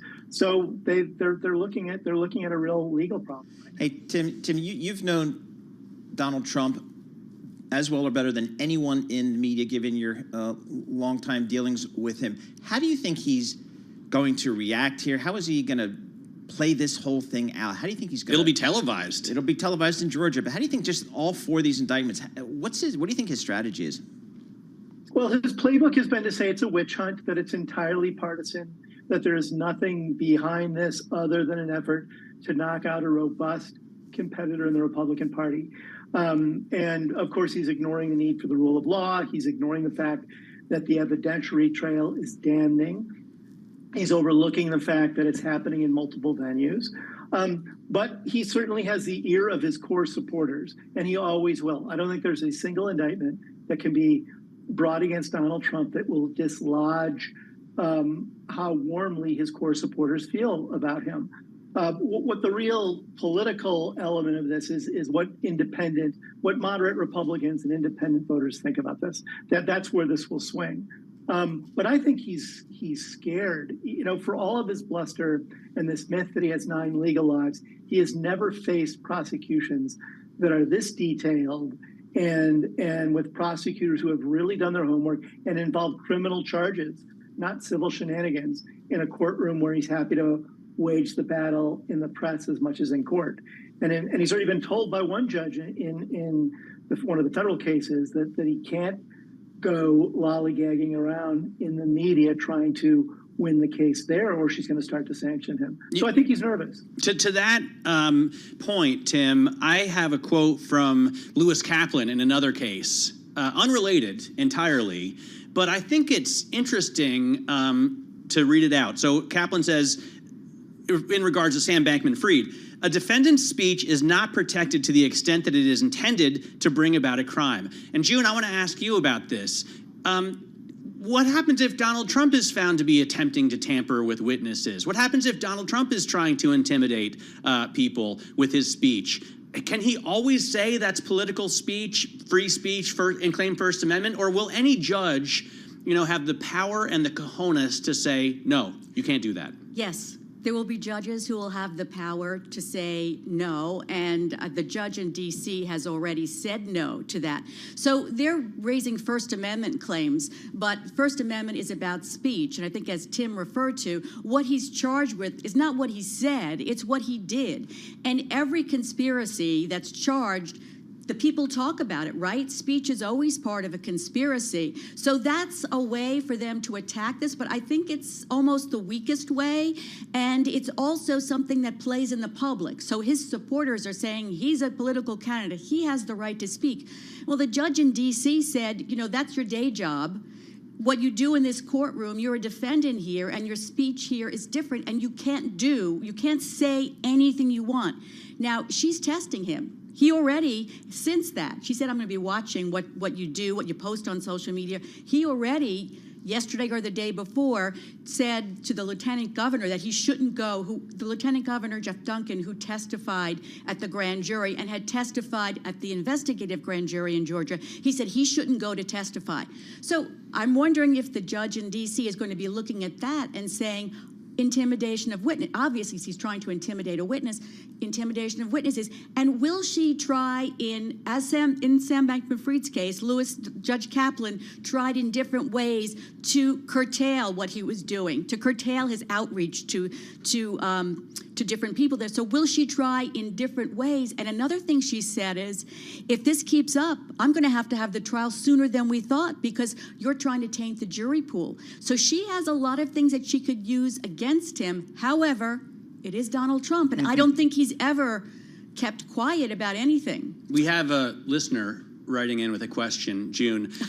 What if Trump's team moves to have this shifted to federal court? I don't How think that likely will is work. that? I don't think that will work. I mean, he will try that. He also tried to get the judge changed in the case in Manhattan, but there is no real reason for him to be in federal court. And here you have a case that's all about Georgia law, which could be tried in federal court. But I don't see what the reason for him. It'll still be a jury. Well, he might be able to pardon himself if he does that. Right. Well, that's the reason why he wants to. But it'd still be state charges. That's interesting whether he still could pardon him. It's still a state case. I think that it would be rejected, and I think he'll probably try to appeal that. But what are his reasons for moving it to federal court? That he can't get a fair jury, which he's been trying to say all along? Right. You know, so Florida's fine for him with the jury, but D.C.'s not. Hey, Tim, you know what I've kind of noticed here during this whole process on the 4 indictments? I've not heard much from his family in terms of defending. What do you think the family dynamics are and the dynamics of some of his core supporters outside of some of the members of Congress, I guess? Well, Eric Trump and Don Trump Jr. have been very vocal, I think, on their social media feeds and on news programs. I think Ivanka and Jared have headed for the hills.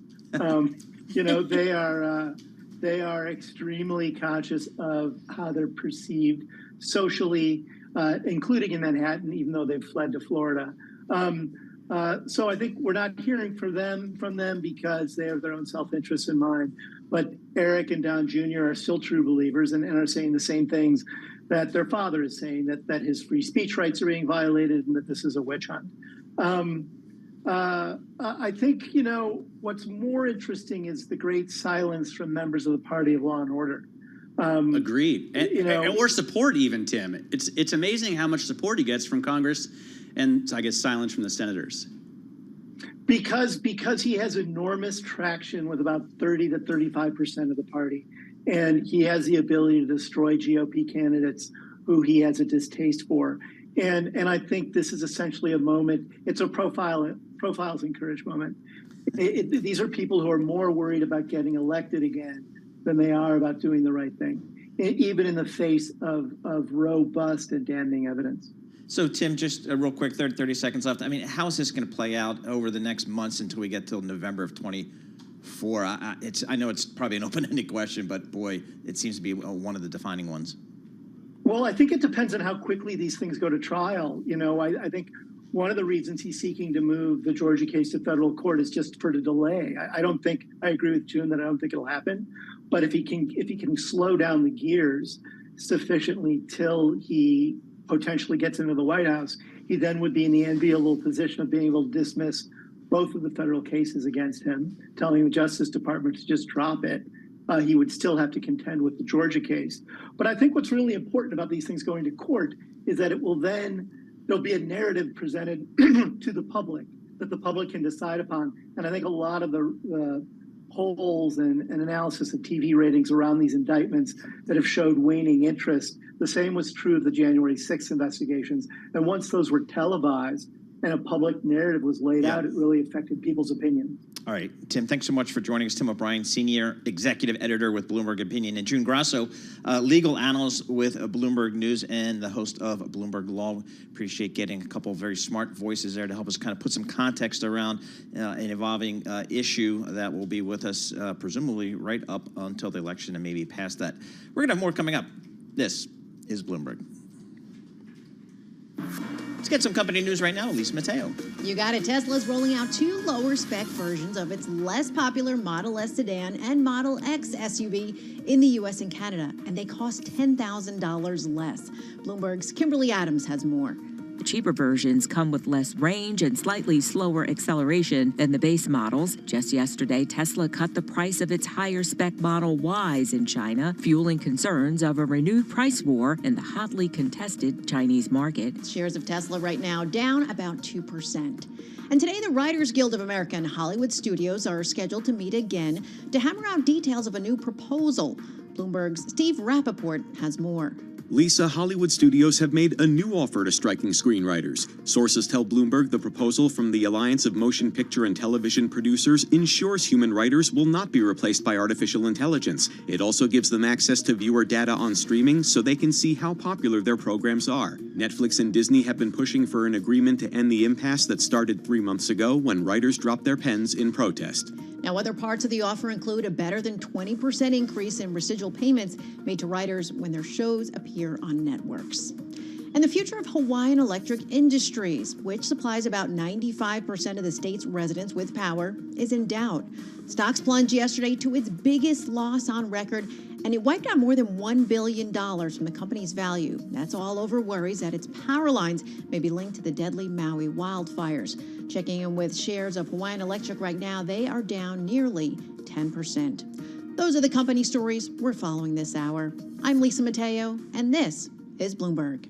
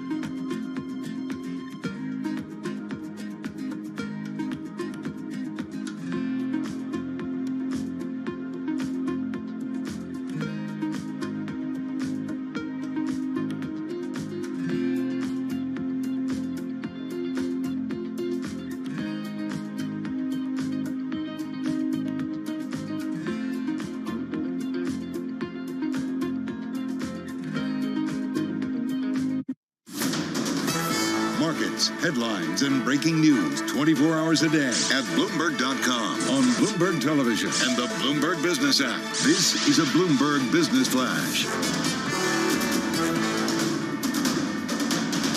It's 12:21 on Wall Street. We do check markets all day long here at Bloomberg. We have got stocks trading lower across the board. The Dow, the S&P, NASDAQ, and the NASDAQ 100 index all in the red right now. 33-point drop on the S&P 500 index, down by about 0.8%. We've also got the Dow down roughly 0.8% as well right now, down 281 points.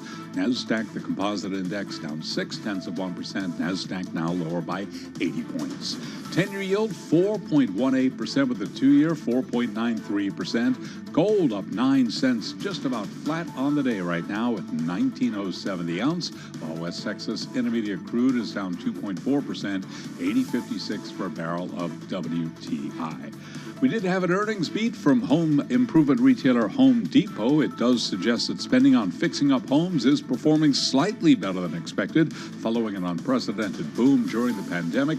Home Depot shares, they are now higher by just about 0.1%. Again, recapping stocks lower, S&P down 32, drop there of 0.7%. I'm Charlie Pellet. That is a Bloomberg Business Flash. All right, Charlie Pellet, thank you so much. We appreciate it. Matt Miller and Paul Sweeney here in the Bloomberg Interactive Brokers studio. Lisa Mateo was just talking about that story. Hawaiian Electric Industries under pressure, the stock there, under concerns that perhaps there might be some connection between some of the utilities and that terrible fire in Hawaii. The stock is down 11% today, down 54% year to date. Let's get some more color and analysis on that. We do that with Andy Bischoff, utility strategist at Morningstar. Andy, as you take a look at this situation in Hawaii, this terrible situation, what's your view of kind of Hawaiian Electric Industries? Because we don't know if the utility was the cause at all. Nothing's been proven. But what's your take here? Yeah, good afternoon. Thanks for having me. As you mentioned, it's a very terrible situation and very unfortunate. As for Hawaiian Electric, there has been numerous reports of they may or may not have been responsible, or lines have been tied to the fire. And so what you're, I think, seeing is investors selling first and then asking questions later. Because as you had noted, that there has been no cause identified yet to date. But if Hawaiian is found to be negligent or would have provided a reasonable loss, then they could have a liability related to the fires in Maui.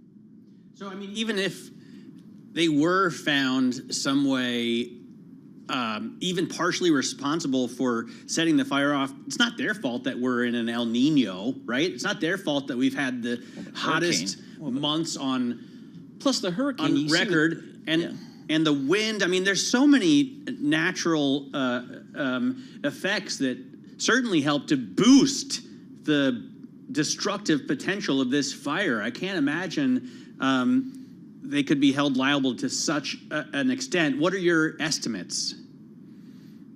Yeah, we don't put an estimate on it at this point, just given the kind of wide variation of potential damages and liability. There, people like to point to the other bankruptcy, PG&E, that had wildfire, but it's a different situation. They're held to a higher legal standard in Hawaii than they were in California.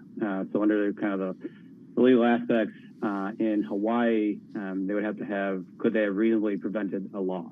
And I think that's where the question is going to come up. There's been discussions of should they have preemptively shut the power off? They do that in some states. Whether that's reasonable or not in this situation, I think will definitely be up for debate in the court system. But it's not as clear cut of a liability as you would have in California when you have in Hawaii. And to give us a sense of kind of the financial health of this company, Hawaiian Electric Industries, in terms of balance sheet, liquidity, that kind of thing. Yeah, I mean, up until last week, there was zero concerns of the financial health of both the utility, and they also have a bank subsidiary. Absent what happened last week, they were looking at a few headwinds from the bank. So they were going to look in at roughly $2 per share, good cash flow to support their dividend. But now, as we kind of head into this new era, it's really going to be a question of their capacity to access the markets to fund these capital requirements going into both to repair the necessary infrastructure in Maui and kind of their capital going forward. We did see that the credit rating was cut to junk by S&P. How much of a problem is that ratings cut for the company, regardless of the outcome of the investigation into the fire? I mean, every healthy utility needs access to the credit markets, and all utilities like to have that investment grade credit rating, and that's going to be very important, not just for Hawaiian, but for all utilities. Utilities have significant capital programs in place. For example, Hawaiian Electric is looking at transitioning to renewable energy. So that's going to take a lot of capital. And that also funds not just your maintenance expenditures, but your growth capital expenditures. And so that's going to be very vital for Hawaiian to have access to the capital markets going forward.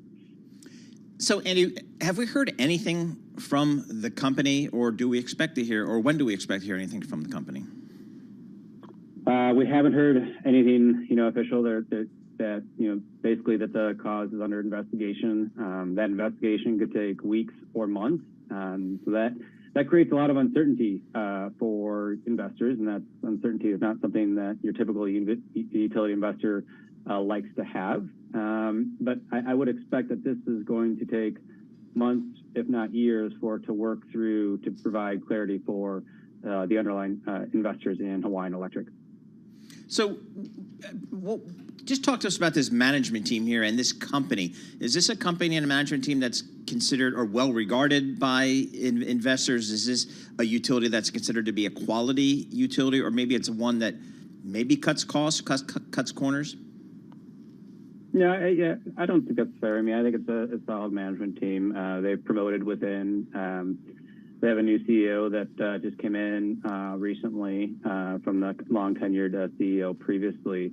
I think they run the company with providing reliable electricity to the citizens of Hawaii. And there's zero indication from me to see that they were cutting any costs in any respect. The utility's number one job with regulators is to provide power, reliable power to its citizens, and regulators oversee that.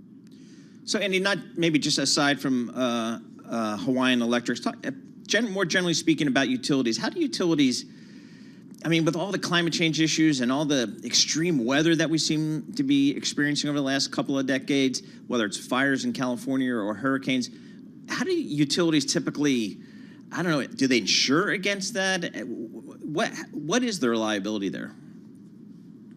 There's definitely some insurance, but take a hurricane, for example, in Florida. If there's damage to the infrastructure, a utility should recover all reasonable costs to get the grid back up and performing and providing electricity to its customers.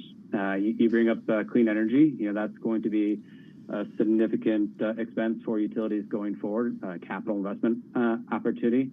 But as we look forward and incorporate some of these significant weather events that you mentioned, utilities are going to have to continue to plan and harden their infrastructure to be able to adapt to the significant weather events and get up in a reasonable time to provide electricity.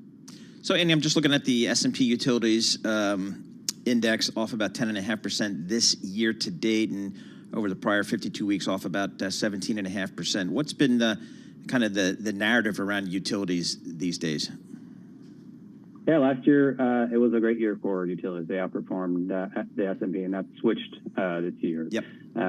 Two significant risks for utilities are higher interest rates and higher inflation, and you have both of those right now for utilities, to where we actually think utilities are a bit undervalued.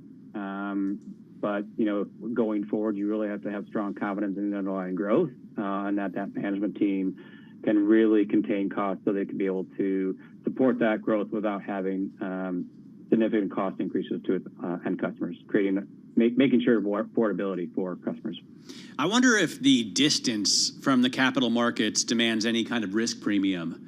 What do you think about that? I just was reading that the company Hawaiian Electric Industries was started in 1891, a decade after King Kalakaua met Thomas Edison to see the incandescent light bulb, which is fascinating. But if you read a history of these Hawaiian kings, they traveled so far, and it took them so long, obviously, because of their remoteness. Does the distance of Hawaiian Electric or any of these companies from the capital markets demand a risk premium?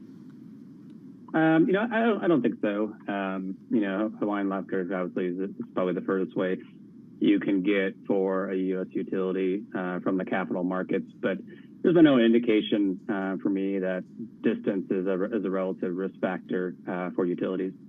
Hey, Andy, thanks so much for joining us. Appreciate getting your thoughts there. Andy Bischoff, he's a utility strategist at Morningstar. Again, Hawaiian Electric stock under pressure. Investors obviously concerned about potential liability there, although no cause of this fire has been determined at all. And S&P cut them to junk.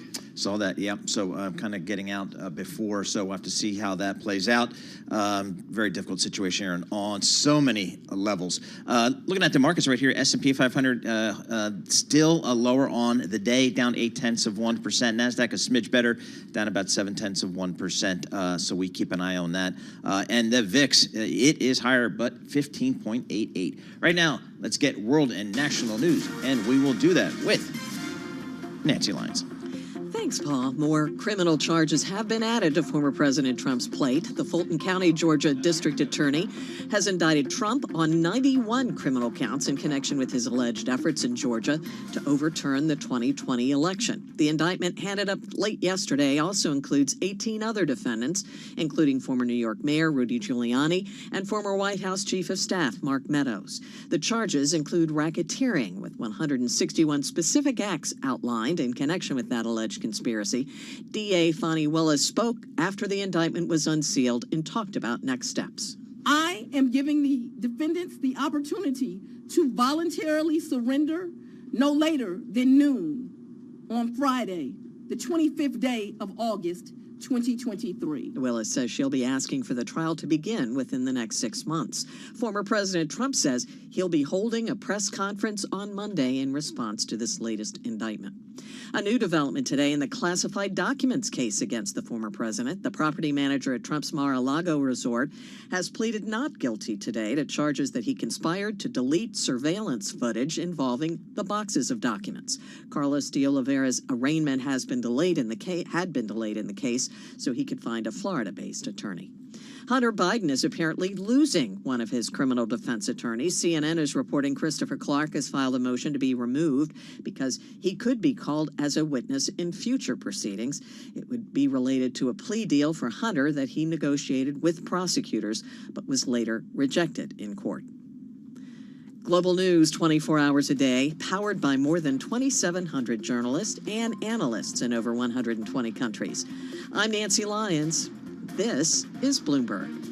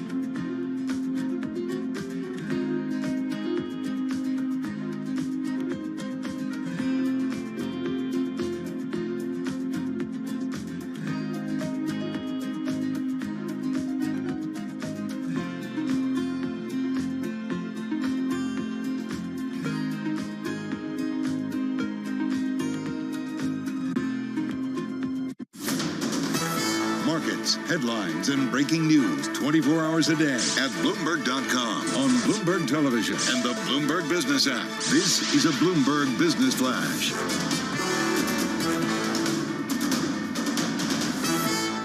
It's 12:40 on Wall Street. We do check markets all day long at Bloomberg with the Dow, the S&P, NASDAQ very much in the red right now, with the Dow at 35,007, down 300 points, a drop of 0.9%. Stocks are slumping as the investor debate shifts toward how long the Federal Reserve will keep interest rates elevated. Bonds gained as investors bought the dip. Right now, we've got the S&P down 36, drop there of 0.8%.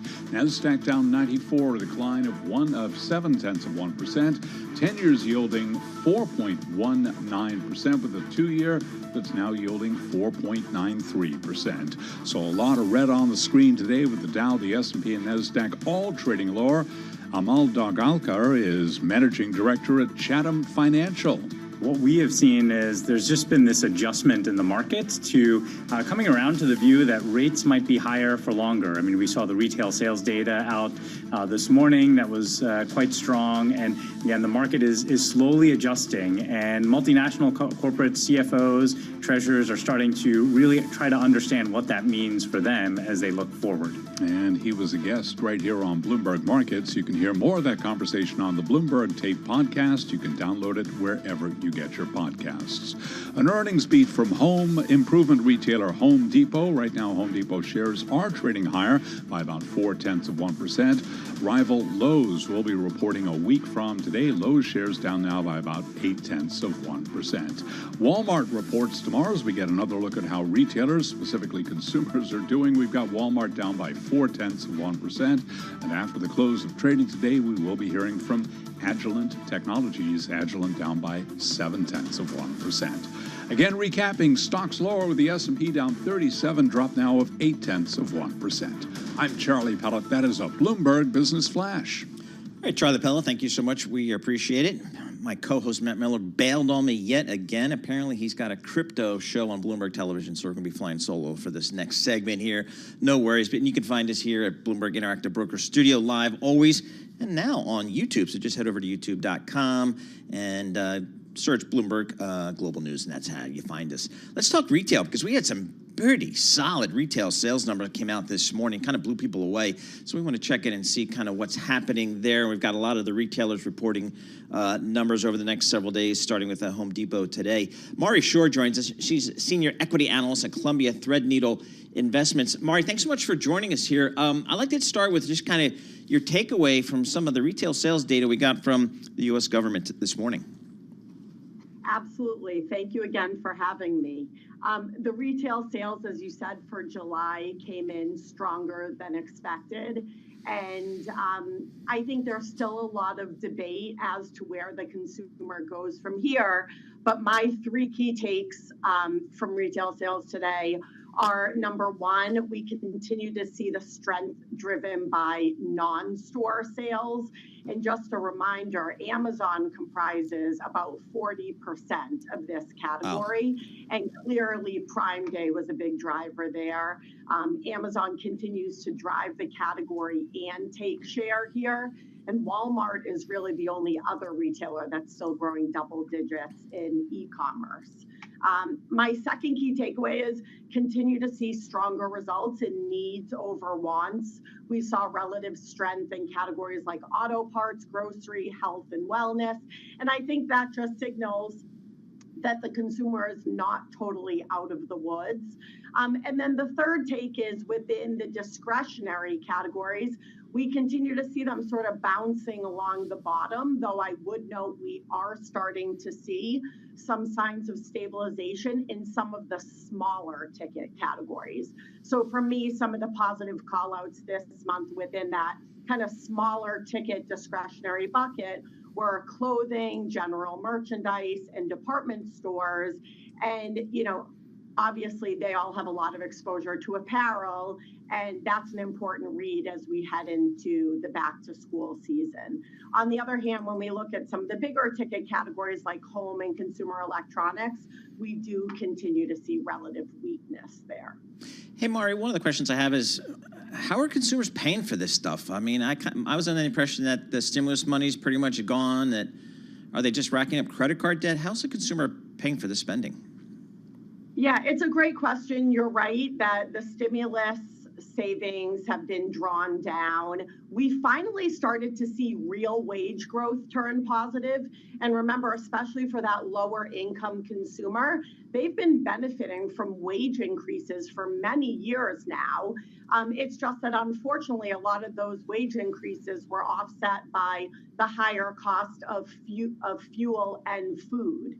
And now, given the deflation we've seen in fuel and disinflation in food, I think we are starting to see some of those higher wages kind of reallocated to more discretionary categories. And then also, as you suggested, we are starting to see consumers, especially at the lower end, tap into credit in a bigger way. So we've got Target tomorrow morning with their results before the open.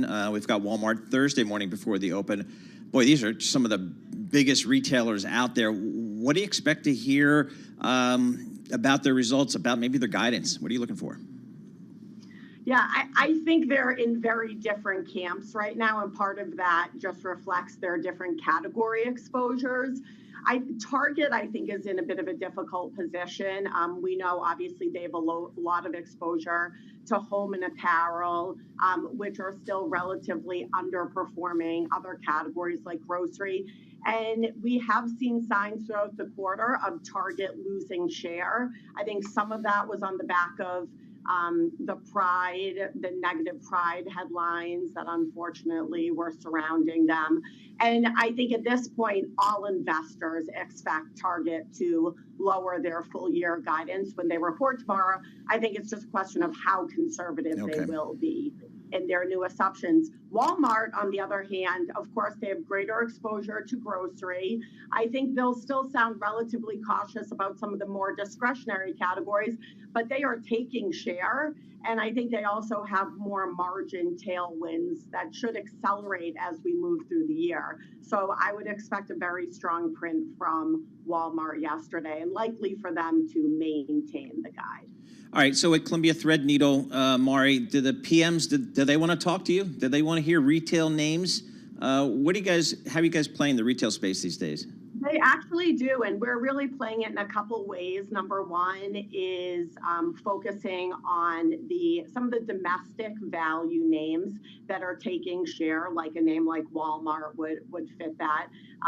Walmart, I think, is a lot more than just a macro call here. I think there is upside to numbers and the stock. And then on the other hand, we're looking for opportunities where we see kind of a disconnect between the fundamentals and the valuation, where maybe the results aren't great, but investors expect that. And I think some of the global brands are the best way to play that now. Of course, we just saw the M&A activity in the handbag space, also within athletic apparel. Names like Nike, Lulu, Under Armour, we still see relative strength in that category and view those names as interesting. How about 30 seconds left? How about luxury? You know, luxury is the one that I would say of all the areas of consumer where we are definitely starting to see some cracks, right? I think globally, the trends there remain relatively strong, but in North America, we are starting to see some signs of weakness in the luxury and aspirational customer, especially those brands with exposure to the wholesale channel. So I think you need to be very selective within that luxury and aspirational space. All right, Mari, thank you so much for joining us. Really appreciate getting some of your time. Mari Shore, she's the senior equity analyst at Columbia Threadneedle Investments, one of our go-to voices on all things in the retail space. And again, the retail sales that came out this morning, very, very strong. And I think the market's interpreting that as maybe a little bit more fuel to the argument that the Federal Reserve can keep rates higher at this level for perhaps longer, and we're seeing that in the bond market, and we're seeing that in the equity market here as well. The S&P 500 off 0.9%. And we got some numbers out of Home Depot today, pretty solid.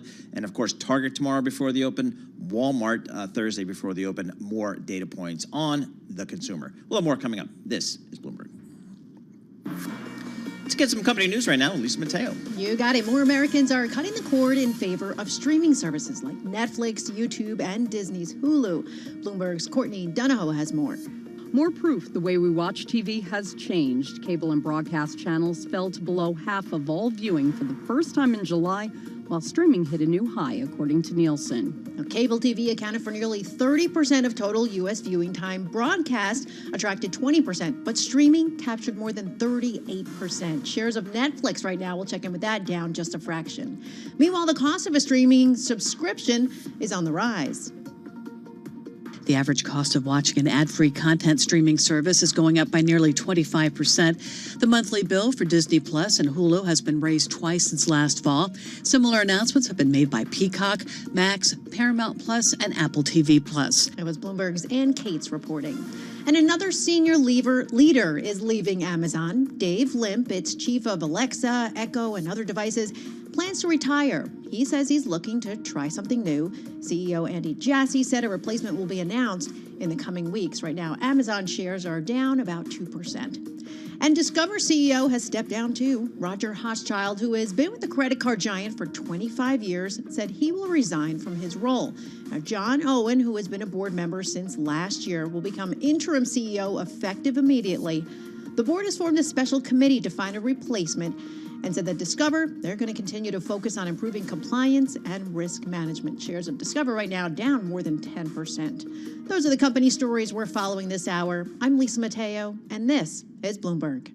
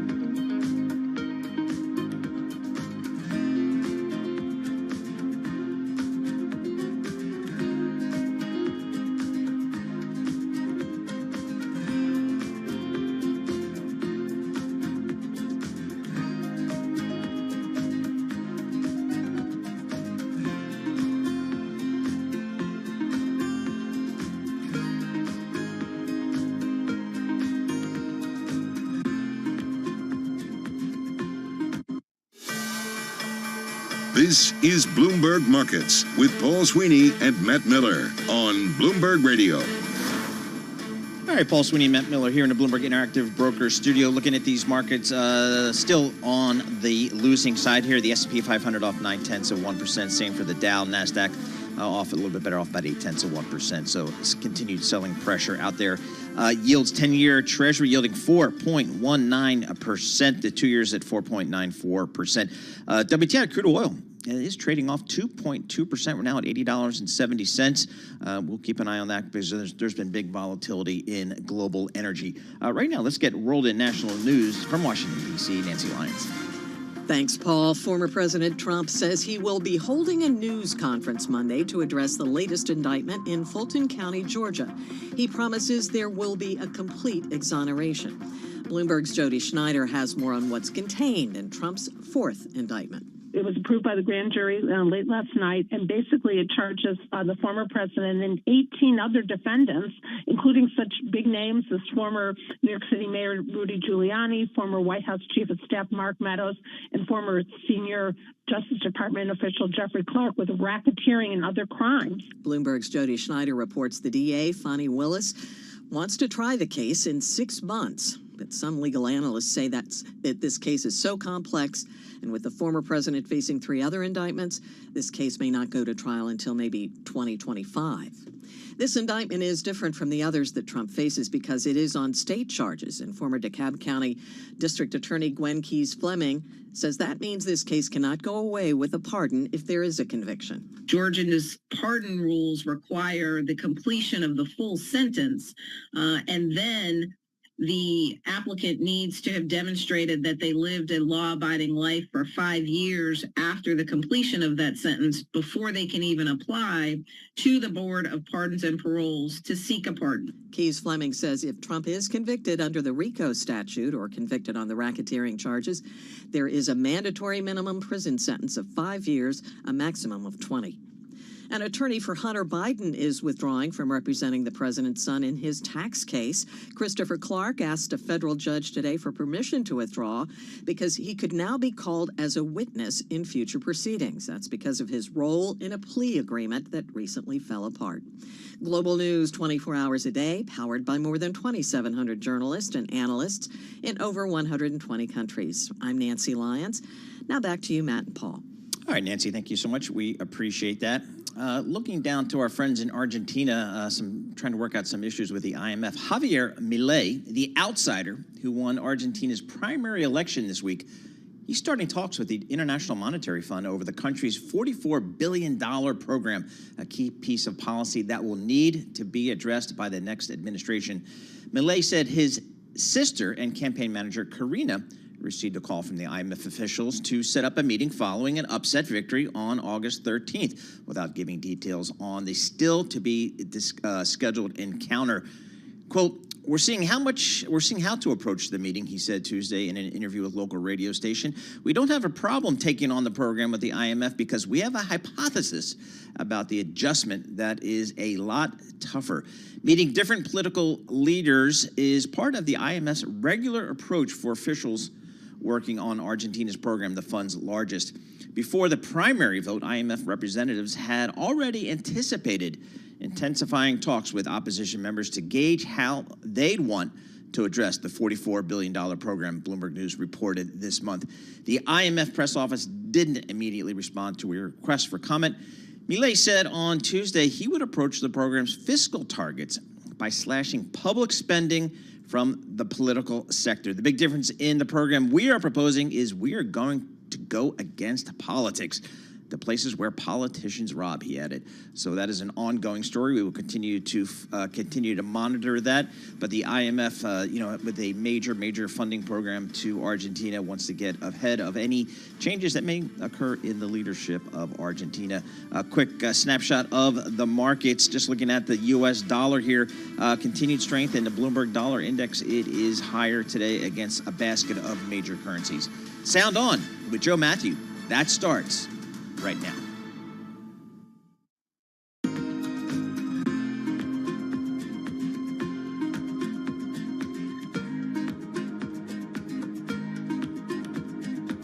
Delays focus on its decision to approve ARK's Bitcoin ETF application. More on the regulatory hurdles with Bit Digital CEO Sam Tabar. And Circle builds a $1 billion cash cushion to buffer fresh competition from non-crypto firms entering the space as PayPal launches its stablecoin. We'll have more on that with Circle's Chief Strategy Officer, Dante Disparte. Plus, bankrupt crypto lender Celsius wins permission to poll its customers on a plan to reboot as a new user-owned company. More on that coming up. All right, so all of that is ahead, but first, let's get a snapshot of the market. The best way to do that on your Bloomberg terminal, CRYP Go. That is your function, and what you will find is it is a relatively quiet day for the largest digital assets out there. Bitcoin right now down about 0.4%, still trading in and around that 29,000 level as we have been for some time. Ether's also down just a few tenths of 1%. One of the big underperformers on the day is Polygon. It's off by 2.7%, and then Bitcoin Cash, which of course is an offshoot of the original token, is one of those that is doing a little bit better, although I haven't found an explicit reason why. Bitcoin Cash of about 2.2% on the day, Matt. All right, in terms of, I guess, crypto sentiment, we've seen a little bit of turnaround judging by the flows in and out of exchange-traded products. Here you see that we had decent months in June and July, but starting at the end of July and into August, the flows came out of exchange-traded products. Now we've seen a tiny little gain. It's only $5.5 million of inflows, but at least that's something, Kaylee, a little bit of a turnaround for ETPs. Yep, just a little bit of the green on the far right of that chart. All right, let's go from ETPs to ETFs. The SEC, as Matt said, delaying its decision to approve the ARK21 shares Bitcoin ETF application in another drag to the highly anticipated product. For more, let's bring in Bloomberg's Vildana Heinrich. So, Vildana, how long is this delay? What happens from here?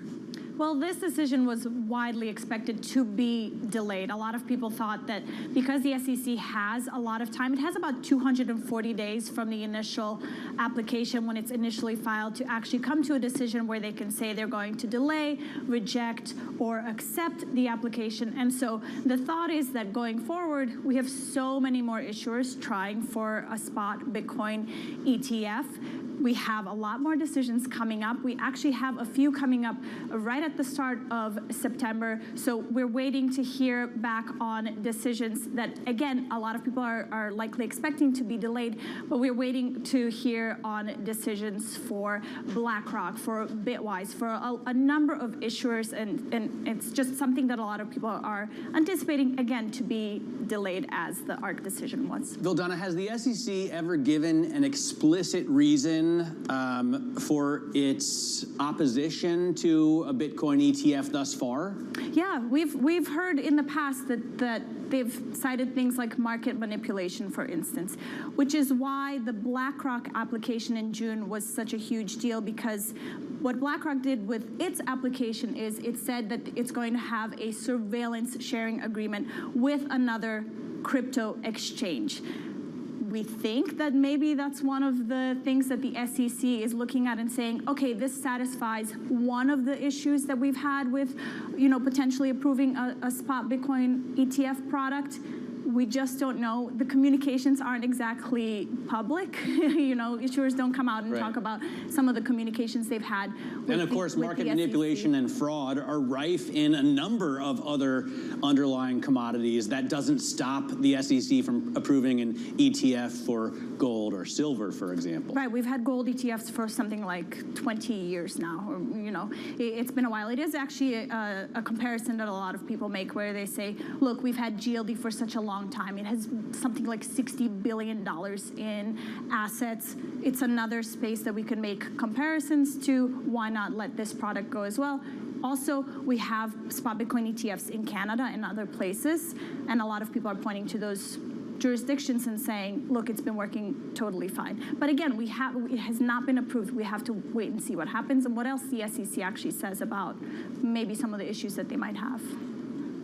Well, of course, we've heard a lot from the SEC in regard to many different issues in crypto, not just on the spot ETF, but also whether certain tokens should be designated as securities on exchanges like Coinbase and Binance. 19 tokens in particular that they said were unregistered by those exchanges. And yet, Valdana, we have some really interesting reporting on the Bloomberg today about how those very same tokens have actually seen trading increase. What's up with that? Yeah, this is really, really interesting because when I remember that the SEC had sued Coinbase back in June, Coinbase and Binance actually, back in June, I honestly to myself thought, oh my gosh, it seems like such a long time ago. So I think part of it is that people just have short memories and they're sort of a little bit forgetting about what has happened just literally mere weeks ago.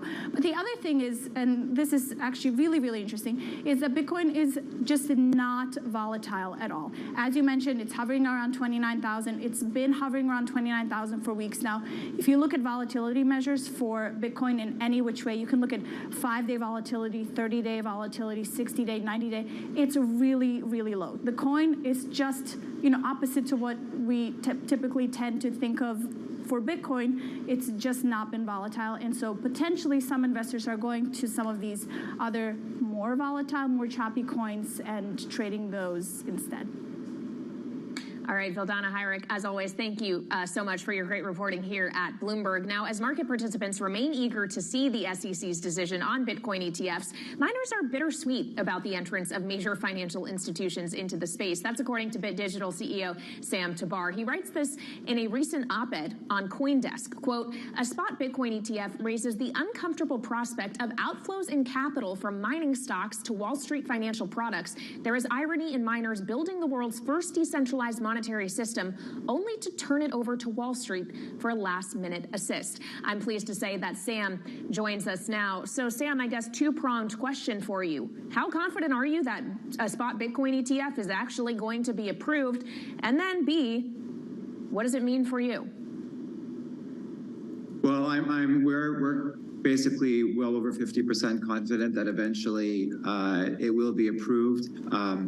The SEC will get around to doing that. I think the SEC is delaying their decision to approve a spot market ETF for a singular fund. They will be looking at it from a batch perspective in order to avoid the perception that there is market manipulation.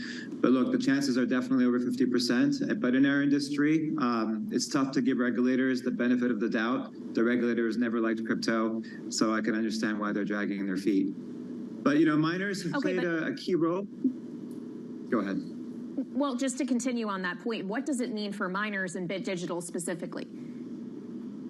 Well, there is a thesis that many capital participants will invest in an ETF rather than a Bitcoin miner to get exposure to Bitcoin. However, once that ETF is approved, Bitcoin will likely go up because that's the ultimate stamp of approval in terms of being a real asset that's recognized institutionally.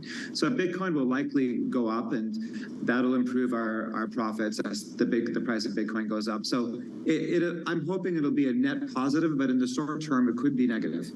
The SEC, as Valdana was just telling us, has previously cited market manipulation as a concern.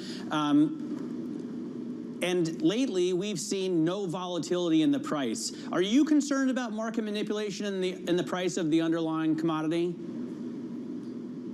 No, I'm not concerned about market manipulation. It's been quite stable. In fact, I think I read a headline that Bitcoin was more stable than the overall stock market these days, which is a headline I never expected to read. So I don't think there is. Go ahead.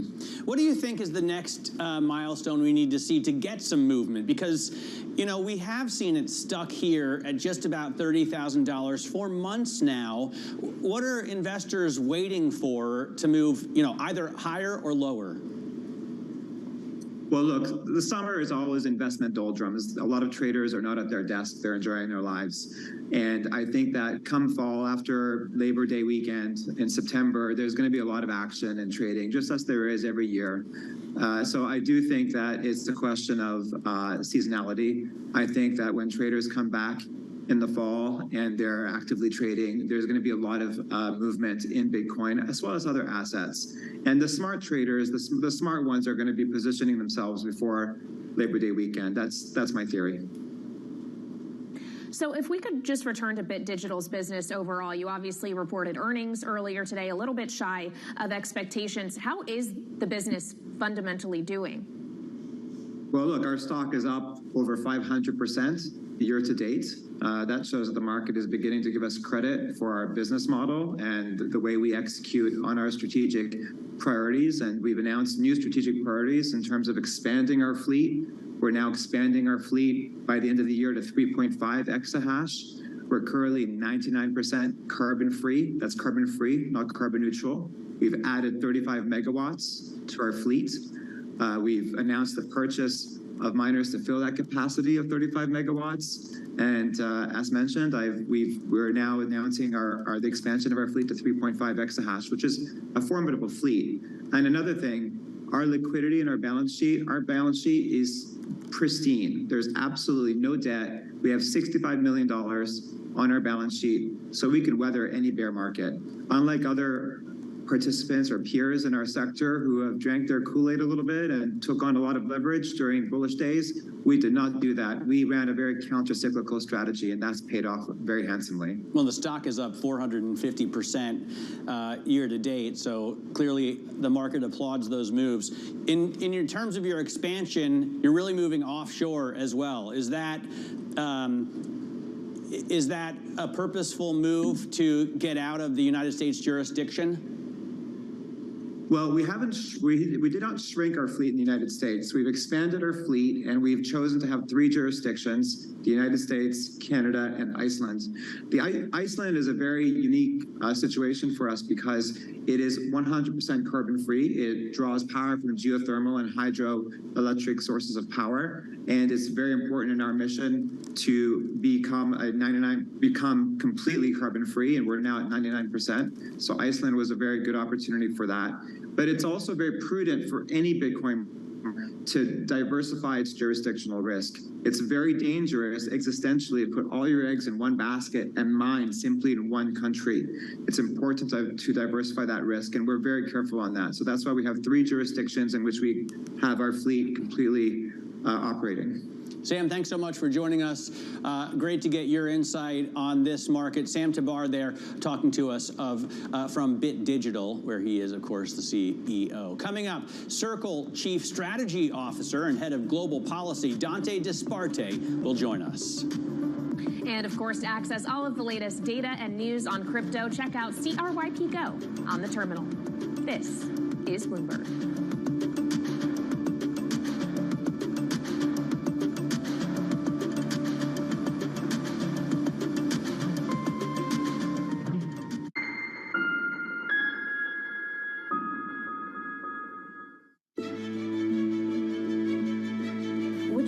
About your economy and Greece. And when you look at tourism, it's booming, but it also means some of the islands are overcrowded. Exactly. Is there something that you can do about that? Thank you for asking this question, because I want to make sure that, in 5 years from now, we will not have sacrificed, the beauty of our sort of natural environment at the interest of a very rapid growth. So that's why I'm really focusing on sustainable growth. That's why I will always push for quality over quantity.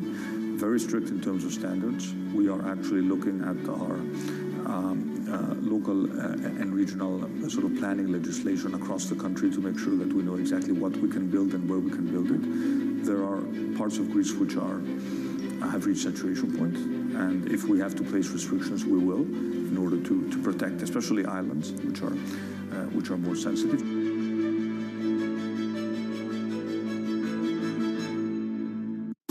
Fixed income fix. Watch Bloomberg Real Yield every Friday at 1 p.m. Eastern, right here on Bloomberg, your global business authority.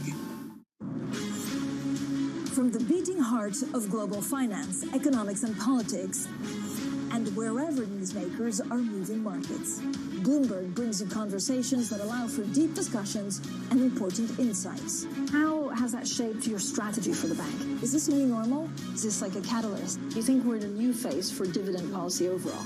That's a great question. I'm Francine Lacroix, and this is The Pulse, every weekday at 9 a.m., only on Bloomberg. DOJ or other authorities could face bigger challenges. Next. Fed was going to keep rate World Cup. This is a 3. As the economic picture does. The BOK is getting ready to make a decision.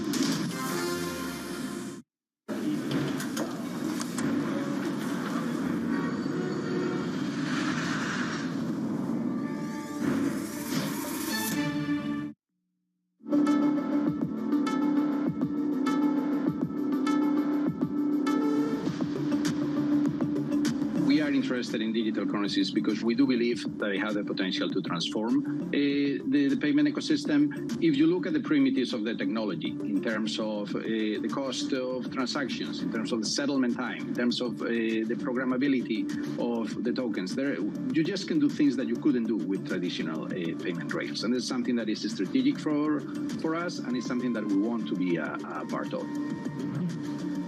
That was Jose Fernandez de Ponte, PayPal Senior VP of Blockchain, speaking to us here on Bloomberg Crypto after the launch of its stablecoin last week. Joining us now for more on the stablecoin landscape is Dante Disparte. He is Circle's Chief Strategy Officer and Head of Global Policy. He is here with me in our Washington, D.C. studio. So, Dante, great to see you. Thank you very much for coming in. When we think about PayPal introducing a stablecoin, I understand in theory that could be just a vote of confidence for stablecoins overall, but also it's heightened competition theoretically. Is this a net positive or a net negative for Circle? Yeah, well, first of all, I would argue it's a net positive. I know the team at PayPal very well, and I know them obviously not only from our time in the payments world, but also from the Libra project, where PayPal was one of the many members of that project. And so the fact that PayPal has come back to an operating model as they looked at how to build a more interoperable payment systems, it's not surprising that they turned to digital assets and stablecoins particularly. But I would argue the one distinction, of course, is that there's sufficient regulatory clarity emerging in the United States to give a public company of PayPal's size and scale comfort that it's time to move into this market. Well, it's interesting you say that there is sufficient regulatory clarity, because if you listen to Maxine Waters, the ranking member of the House Financial Services Committee, she put out a statement last week. She was saying she was deeply concerned that PayPal did this while there is still no federal framework for regulation and oversight. On the other hand, the chair of that committee, Patrick McHenry, put out a statement praising this, saying that this supports what he, as the committee chair, is trying to do. They, of course, advanced out of that committee stablecoin legislation. What is your degree of confidence that actually crosses the finish line, given that Waters was not for that?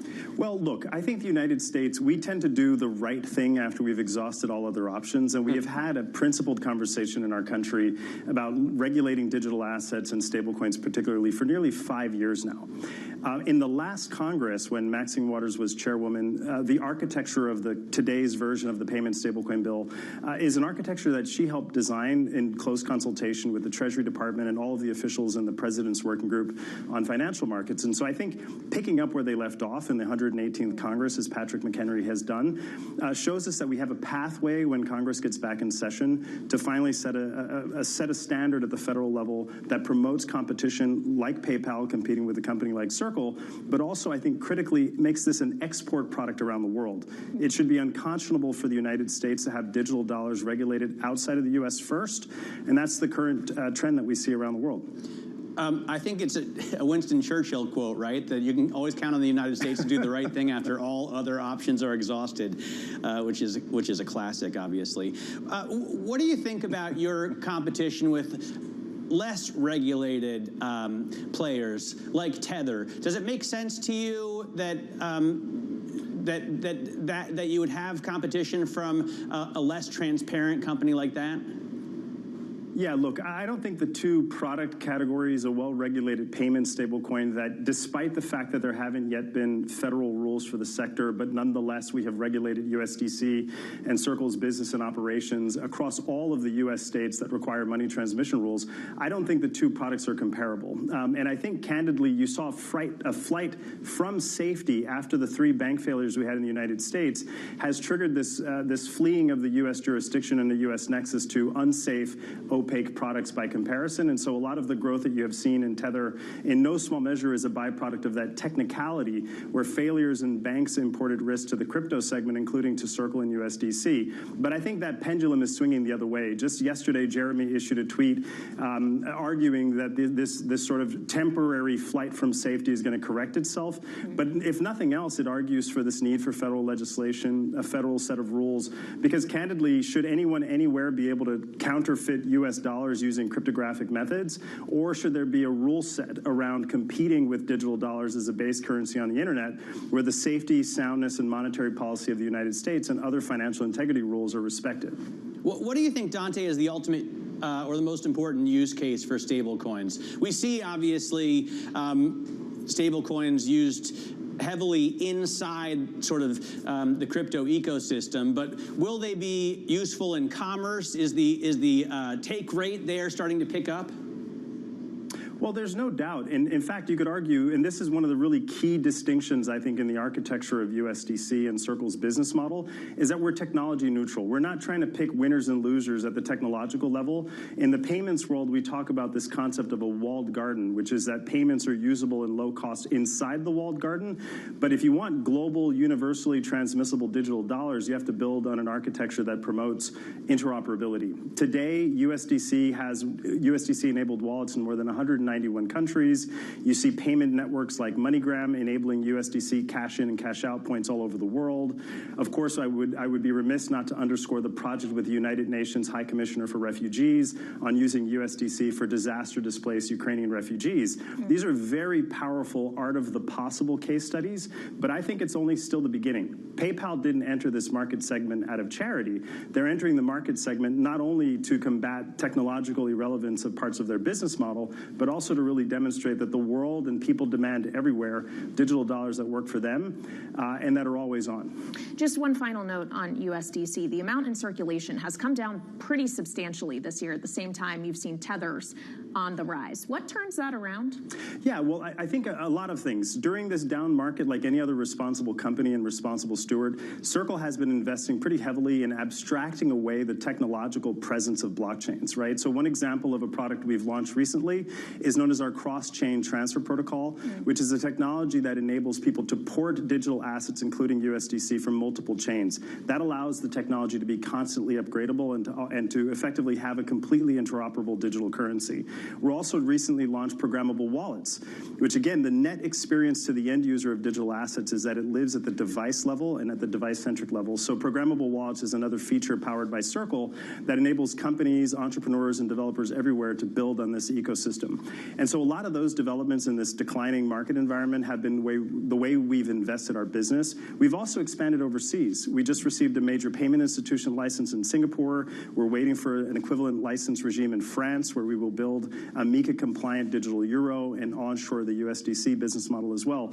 And so Circle has been investing pretty heavily in this market, and we're counting on the United States when Congress comes back in session to deliver a regulatory framework, candidly, to match the opportunity that the free market has developed around digital currencies. Dante, great having you on the program. Thanks so much for coming into our studio. Dante Disparte there from Circle. Coming up, Celsius gets the okay to poll its customers on a proposal to launch a user-run version of the company. This is Bloomberg.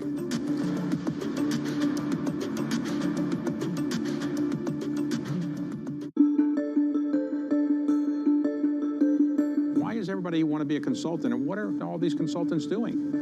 Well, David, I think that we actually defy the label consultant, because sometimes consultant seems to imply that we only give advice. And when you look at what Accenture does, we're really different than the traditional version of a consultant. We're really about relevance and results, and that's what is driving our business. What about a consulting project? In my example, I'm the CEO, I have a problem, I call you up, I say, solve my problem or give me a solution. We don't operate as big companies permanently in crisis mode. And so when you think about, like, how long does it solve things, a lot of it starts with, you know, the company being willing to set aggressive goals. And so what we are trying to do now is work with our clients to work differently and to work faster.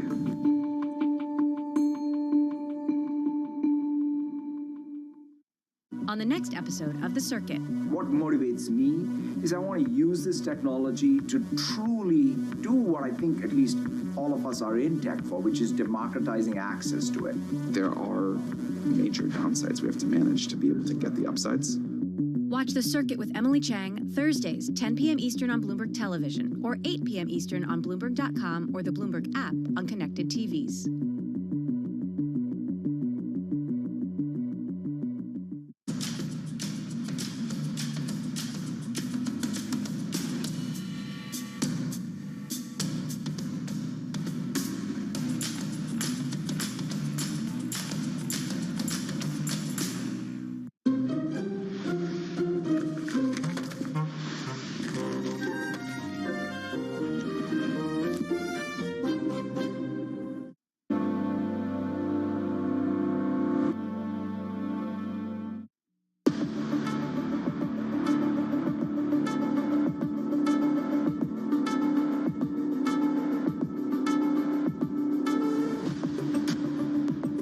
This is Bloomberg Crypto. I'm Kaylee Lyons in Washington with Matt Miller in New York. Now to some crypto stories that caught our attention this week, including bankrupt crypto lender Celsius winning court permission to start polling account holders on its proposal to restart as a user-owned company.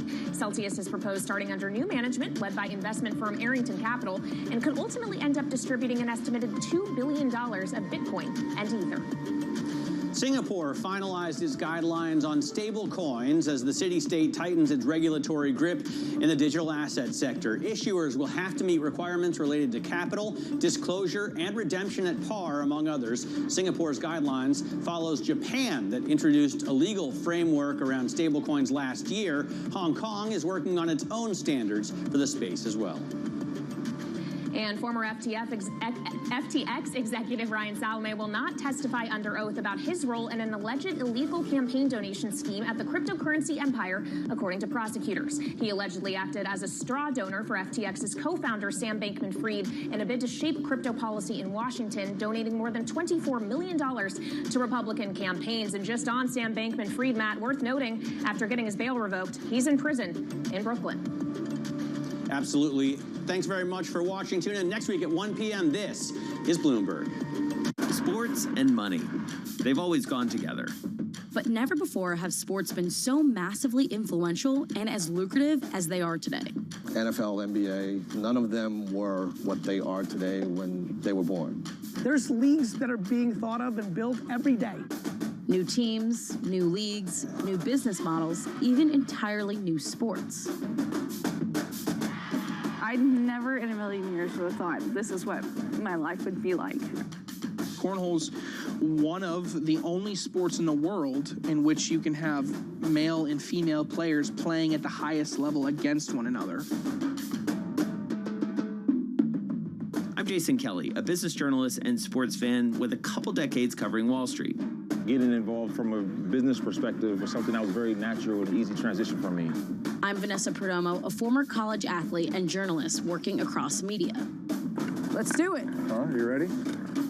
We set out to find what's happening and what's about to happen at the nexus of business, sports, and culture.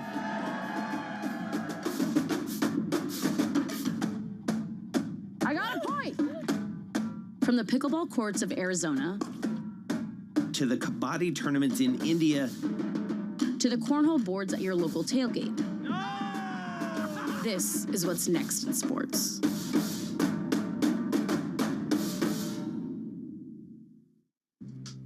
Steve's ability on the course may not be etched into any record books, but following him around, it's clear that it's not for lack of trying.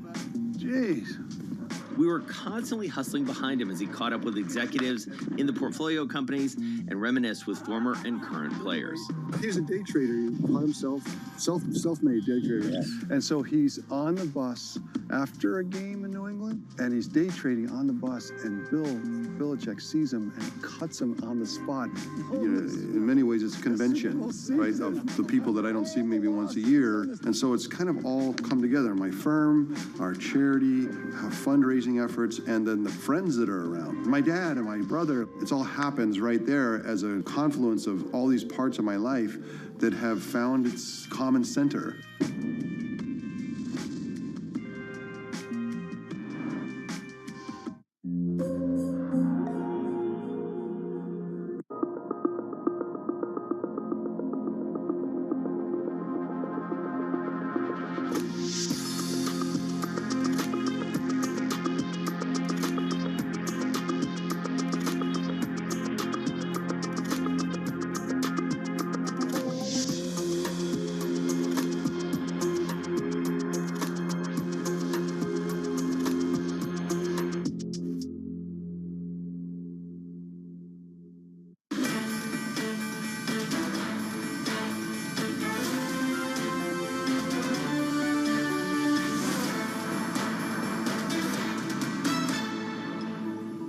I'm John Olickman. Welcome to Bloomberg Markets. And I'm Matt Miller. Let's take a quick look at what's going on in the markets at this hour. The S&P 500 is down 0.8%. 44.54 is the level there, and there are no industry groups gaining on the S&P. They're all in the red after Minneapolis Fed President Neil Kashkari said inflation is still too high. You can see the 10-year yield right now really unchanged at just about 420, 4.1933. The Bloomberg Dollar Index gaining strength again today, although really it's also little changed at 1238, up only 0.04%. And NYMEX crude is down another $1.91. So NYMEX crude WTI back down to almost $80 a barrel at $80.60. John?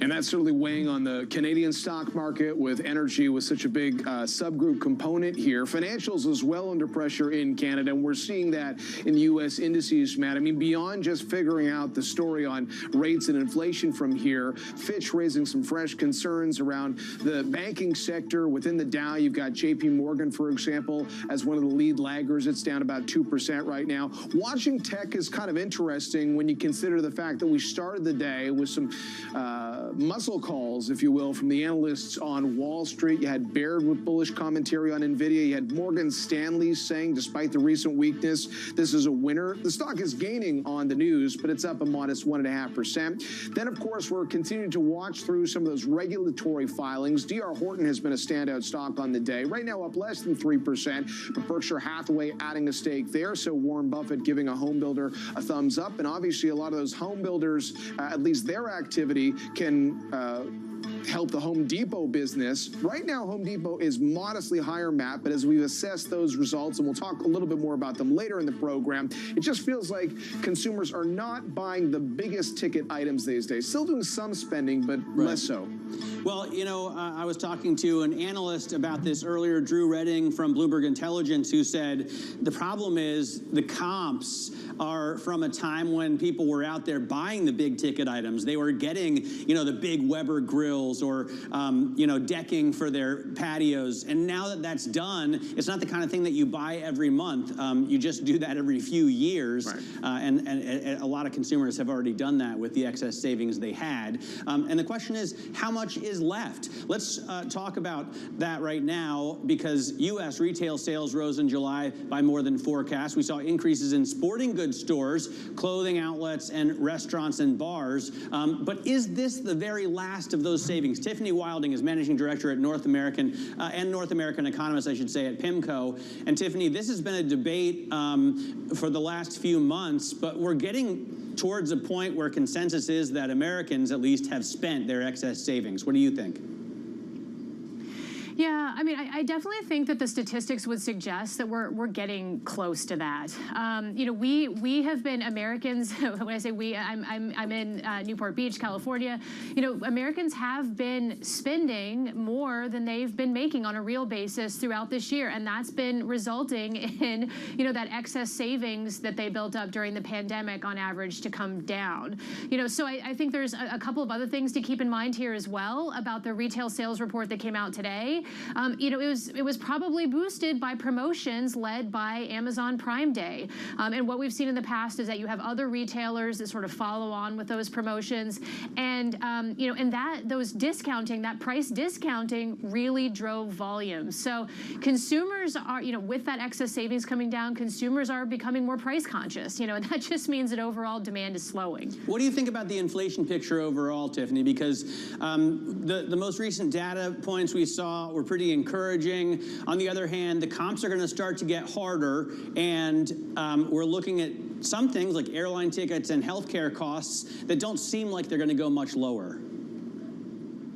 Yeah, well, I mean, in the United States, you know, it's kind of interesting from the Canadian statistics that on inflation that we got out today. But, you know, in the United States, inflation has been falling, you know, pretty notably more recently. And we expect that to continue through the second half of this year. And really the drivers of that is what I would, you know, kind of from a high level call these pandemic related factors. They're just fading. You know, so obviously we have the whole used car story in the United States, which was very idiosyncratic idiosyncratic to the United States. That's coming off. You're seeing used car prices drop pretty dramatically now as you've gotten supply, that's coming back to the market. But in addition to that, you mentioned it, travel services, airline fares are coming down, but hotels as well.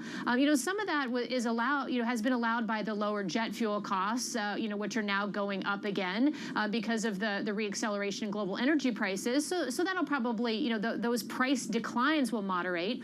But nevertheless, we think over the next, quarter or so, you will see U.S. inflation, core inflation on a 3-month annualized basis, get down pretty close to the Fed's target. But they have to be careful. They don't want to, prematurely declare victory because you could see some reacceleration back up, in next year, early next year. Well, Tiffany, you did bring up the inflation data in Canada just as a comparison, so maybe we should go into some more detail there just because you had a headline reading that showed reacceleration, but to your point about core readings, one could take away from that some improving trends there. I mean, I guess the central bank question at this point is which inflation gauges do we want to watch if, even in Canada today, you had mortgage-related costs that have skyrocketed, which is somewhat ironic considering higher interest rates have made that an inflationary factor. Yeah, exactly. Because of the way that the statistics are calculated, the BOC hiking rates is actually contributing to inflation somewhat, which seems a little bit counterintuitive. It depends on what measure you look at. Overall, I thought today's CPI report in Canada, it was a mixed bag. I do think that the headline higher surprise, ultimately is not good news for the Bank of Canada. But when you dug down into the details, it was really the travel services categories that were really resulting in some of that upside surprise. Those categories are notoriously volatile. It's the summertime. We have had, very nice weather this year. Obviously heat waves in some parts of the world, but it's been nice. And so I would expect inflation in those categories to come down, as the summer passes. And if, looking at the rest of the categories, like the so-called super core measure, core services ex shelter, that actually looks quite good. It's getting close to the BOC, or much closer to the BOC's target. So overall, I think the BOC, when they're thinking about their rate hiking decision in September, needs to take into account the broader range of data. We would suggest that the Canadian economy is slowing. The GDP suggests to us that it's slowing. Third quarter GDP looks like it's going to be sub 1%. And of course the labor market, the unemployment rate has increased by 50 basis points over the last 3 months. And historically that's more consistent with a recession. So BOC is going to have to be weighing these things. It's going to be a close call. I think on net, they probably continue to pause, however. So let me tie it back to the spending, the retail spending story, because Matt started the conversation by asking you, how much do Americans have left to spend? And I wonder for the central banks at this point, what is the Goldilocks level of spending when central bank action is meant to cool down the economy at a time when, every time we get a reading that's better than expected and people say, well, that shows a resilient economy, everybody starts getting worried about, well, that means interest rates are higher for longer. Yeah, well, ultimately, you need to see consumers that are more price conscious, for sure, and that helps bring down inflation.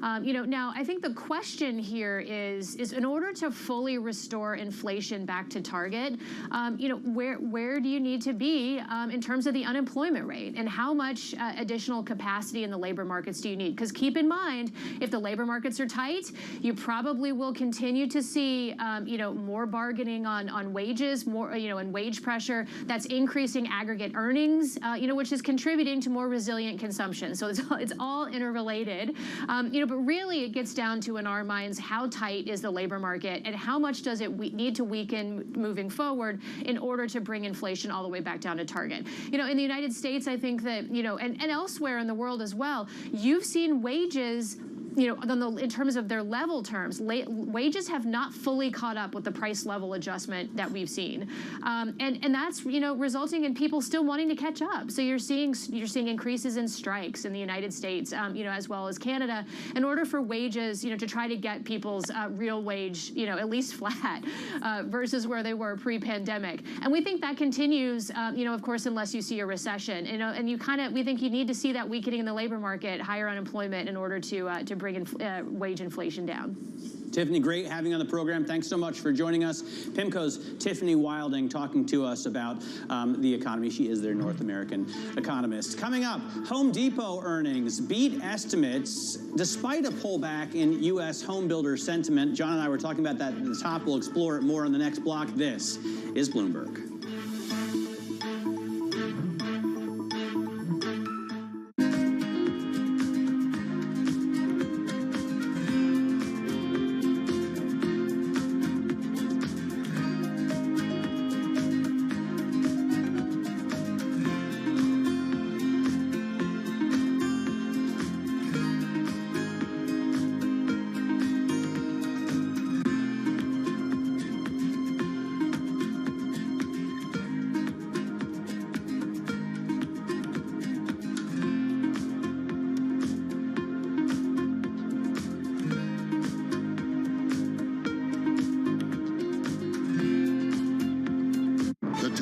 In climate change are on Bloomberg. I want everybody committed to the kind of action that we need. We have a global emergency now.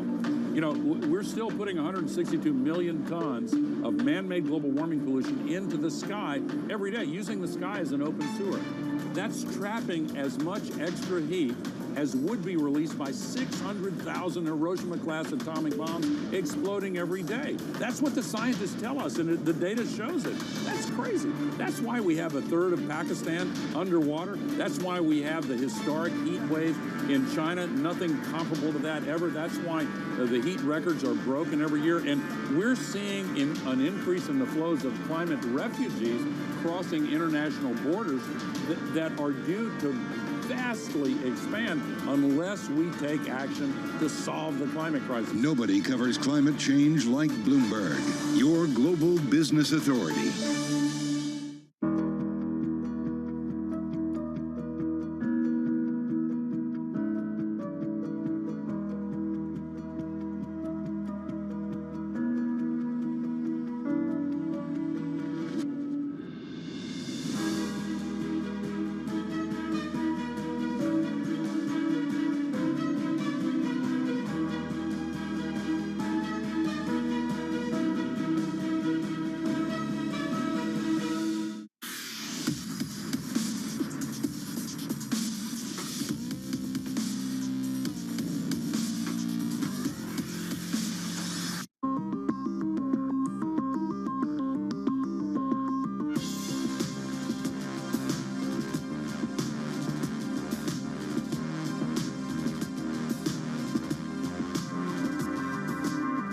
Bloomberg has enhanced search on the terminal to deliver what you need when you need it. Now, you can simply type phrases in everyday English in the command line. Compare financials. Find people. Analyze markets. You can enter phrases or ask questions. What do you want to know today? Ask a question or visit SearchGo to find answers now.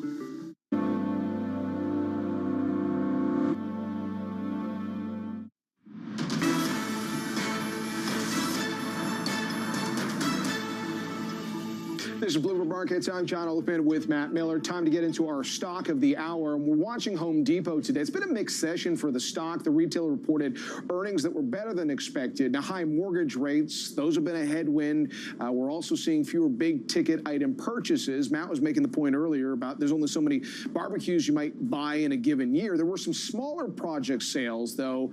People doing landscaping. Home Depot there, Matt, seems to be able to keep some of their shoppers spending right now. Yeah, absolutely. And they have made a big investment in employees as well. Let's go to Laura Champagne. She is Loop Capital Markets Managing Director. She has a hold on Home Depot with a $315 price target. Great to have you in the studio. Thanks for visiting us. What do you think about the earnings report, first of all? What did you glean from those numbers? So the earnings report was better than expected, meaning sales declined, but only 2%. So transactions are trending in the right direction. Ticket, though, barely grew. It was at its lowest point since October 2010. So that's a good news maybe because inflation is certainly cooling off, but it's a little bit of a worrying sign that they're going to have to get people through the door because they can't make it just on the price tag alone. Laura, what do you do then? I mean, do you offer more doorbusters, or are you trying to grab the traditional, say, contractors and stay locked in a battle there with Lowe's for some of those big, consistent shoppers? Home Depot seems fairly content to let the market come to them. It's easy to do at their size. So their sales just for this quarter were $43 billion today. So what they're doing is offering the best prices. Once again, they've got the best scale. And to your point, pros really like them. Pros still were down, though. Pro backlogs are down. Sales are down, both at pro and DIY. But Home Depot is in a good relative position with that pro. In terms of the Home Depot Lowe's competition, how much of it is about being a better store and how much of it is about being in a better place? Because I go to Home Depot all the time, not because I like it better than Lowe's, but because it's right there and there isn't a Lowe's near me. Right, so the footprint for Home Depot is more urban, more coastal, more big cities. Lowe's, because of its heritage, it tends to be more rural, more in the South. Luckily for Lowe's, that's the part of the country that's growing, but people do typically shop wherever is closest to them. Some stores, so Lowe's over-indexes to appliances. They do a little bit better with DIY. Home Depot does better with the pro. Okay, Laura, this is such a busy week for retailers reporting. Hopefully we'll walk away with some signs on who are the clear winners and the laggards out there. I mean, you got Target tomorrow, likely going to be, I believe, the first sales decline in upwards of 4 years. How are you thinking about, we were just talking about the health of the consumer right now. How are you thinking about this? So a big worry for me, and I cover off-price, so I cover TJ Maxx and Ross and Burlington. I think they'll do well in this environment. But right now, I'm starting to study the student loan payments recurring in the back half of this year. I think that's just another thing to worry about a little bit. Overall, though, inflation easing is really good news. We've had wages come in ahead of inflation, just a couple of data points, but we'll take what we can get. I cover Costco as well, and they've said that inflation has been less sequentially every month this year. That's the metric I'm really watching to see trend down and maybe even reverse to keep consumer shopping. Do you expect a recession? And the reason I ask is that a lot of times when we get a recession, analysts will say that consumers step down to a TJ Maxx, or from a Target to a Walmart is kind of the narrative we're hearing this week. I think that it's not off the table. The Fed will decide whether we go into a recession or not. Our positioning is that you need to be defensive in case. I don't see a recession today in consumer stocks or with retailers, but we like the off-price names. We like Costco, BJ's Wholesale Club. We think you want to be defensive right now. It's too soon to call it either way. All right, Laura, great perspective. We'll watch for those numbers tomorrow, and good to get your take on Home Depot as well. Loop Capital's Laura Champagne joining us with her perspective. We're going to take a quick break. When we come back, Taiwan's vice president and the leading presidential candidate discussing some of the challenges that lie ahead with Business Week, and we'll get a full report. This is Bloomberg.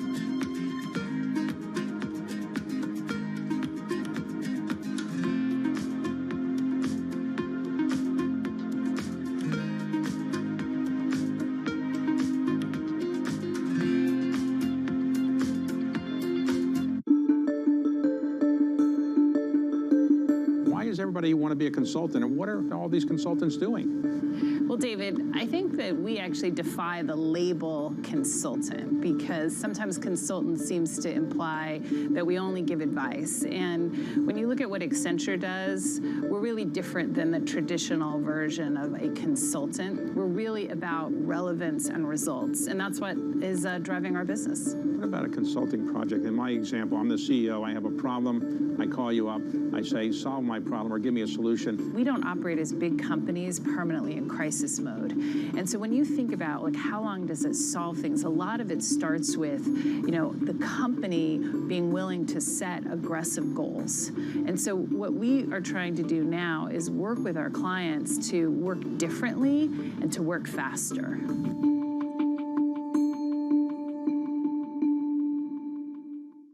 Back to Bloomberg Daybreak Europe. Good morning, good morning. This is Bloomberg Surveillance. Welcome to Bloomberg Markets. China open. This is Bloomberg Technology. To our television and radio audiences worldwide, welcome now to Balance of Power. This is Bloomberg. When U.S. jobs numbers are released, Bloomberg brings you crucial data at terminal speed and instant expert analysis. Nobody covers jobs day like Bloomberg.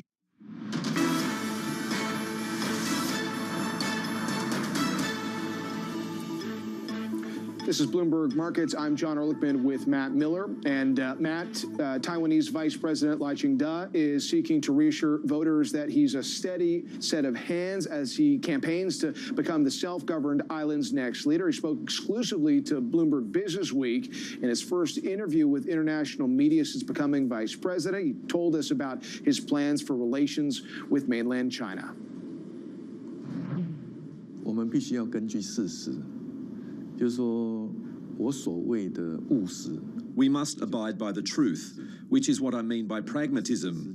It is that Taiwan is already a sovereign, independent country called the Republic of China.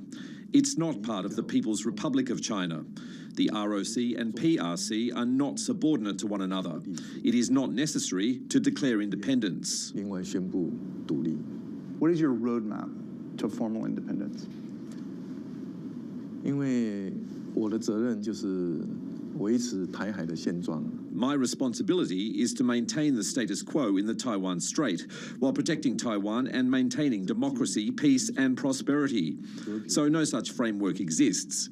We must work to maintain the peaceful status quo because Taiwan is already a sovereign country. How confident are you that the U.S. will have Taiwan's back should the situation with China escalate? 美国是台湾的好朋友。 The US is a close friend of Taiwan. We are partners in a number of areas, from politics, the economy, human rights, to our society.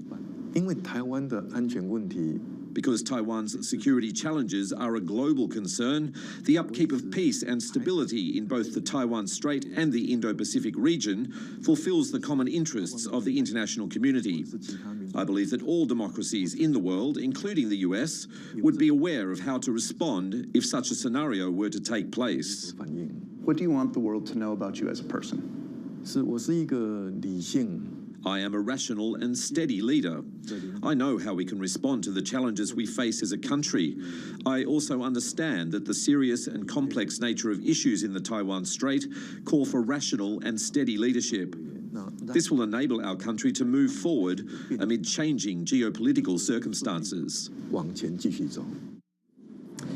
Let's bring in Bloomberg Business Week's editor, Joel Weber. He did the interview. He's now back stateside with us here. So, Joel, fascinating stuff. Does the U.S., does the current administration, for example, have a preferred candidate? It's a great question. No, they won't say. And it does speak to just how fluid even the election is. We're still months away, right?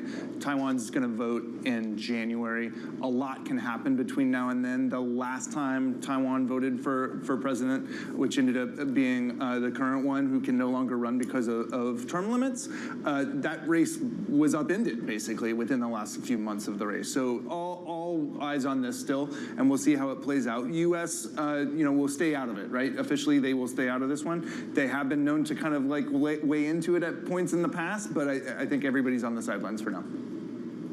Joel, Lai reiterated that idea of being a rational and steady leader and addressing that elephant in the room, if you will. You got some really incredible access. You went back to his hometown, and you also talked about some leadership lessons even learned from Volodymyr Zelensky.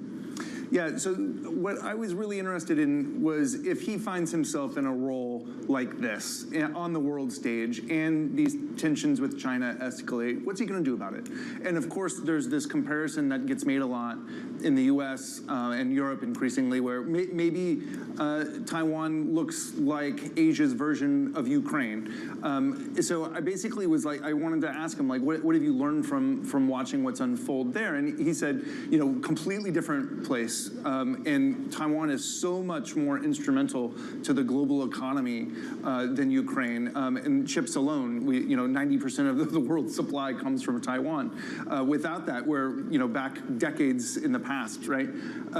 But he also recognized that Taiwan has this coalition of the international community that he thinks has its back in a way that resonates with Ukraine too. And that was sort of, I think, part of what he tried to express with this solidarity that the international community has for Taiwan. He emphasized, maybe overemphasized, Taiwan's independence from China. How true is that in an economic sense? We know that there are some liquidity issues going on, and especially the Chinese property market right now. You saw the rate cut yesterday. If China catches a cold, does Taiwan get sick economically, or does the chip factor kind of save them? No, I think Taiwan's really actually moved a lot of its economy out of China over the past few years and decades. They view themselves as their own entity. Of course, there's a lot of operations that are still there. You look at Foxconn, which has huge operations in China. But even then, Apple's moving production towards India over a long and elsewhere over a long period of time. So I think Taiwan views itself as its own world, really, and they have prospered in that world. And that's the key thing to understand here. They have been part of this triangle between the U.S., China, and Taiwan, and they have prospered on it. But it also speaks to just how complicated of a geopolitical situation this is. I mean, you cannot imagine a geopolitical situation more complicated than what Taiwan and Vice President Lai, who's, again, the leading candidate in this. Of course, there's other candidates and lots of turbulence yet to play out before the election. Joel, thanks so much for joining us. Joel Weber, Bloomberg Businessweek editor. He did that interview, and you can catch it in its entirety on Bloomberg.com. For John Ehrlichman, I'm Matt Miller. This is Bloomberg.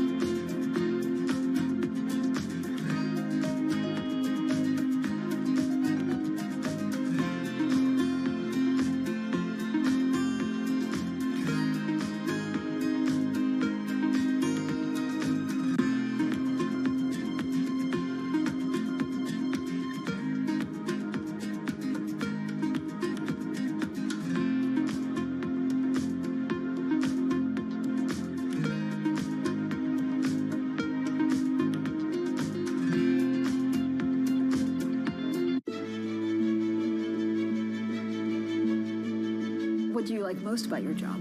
I think the people. I mean, ultimately, we're a people business.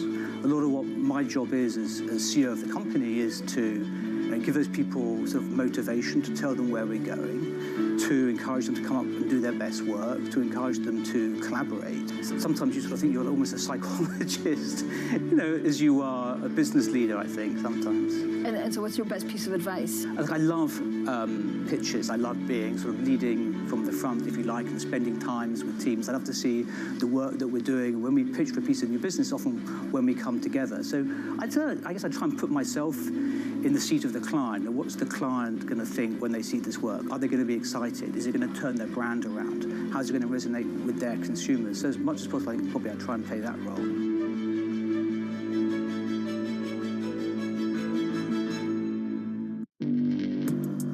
Access the financial world on demand. Hear from leading economists, policymakers, and industry experts via live and on-demand webinars, only from Bloomberg. Start exploring to see what's moving the markets. Visit Bloomberg.com/webinars.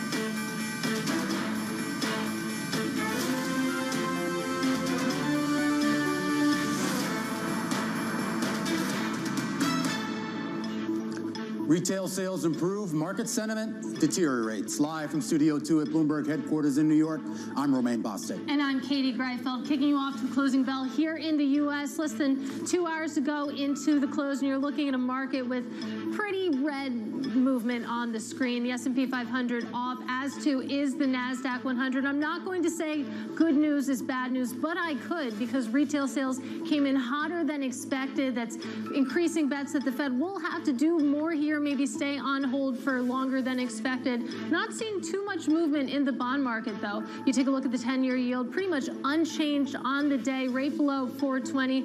Crude, interestingly, remain off by more than 2%, getting pretty close to $80 a barrel. The Dow sentiment today, of course, linked to that retail sales report, also linked, of course, to the Dow data that we got out of China. China's central bank unexpectedly cutting a key interest rate by the most since 2020. This was a surprise move that came shortly before the release of that economic activity data for July, and it was bad. Growth in consumer spending, industrial output, investment, all sliding across the board, and unemployment higher. The National Bureau of Statistics in China saying domestic demand remains, quote, insufficient. And here in the United States, the Treasury Secretary, Janet Yellen, said China's slowdown was a risk factor for the American economy, telling reporters that while the largest impact will be on Asian neighbors, there will be some spillover to the United States.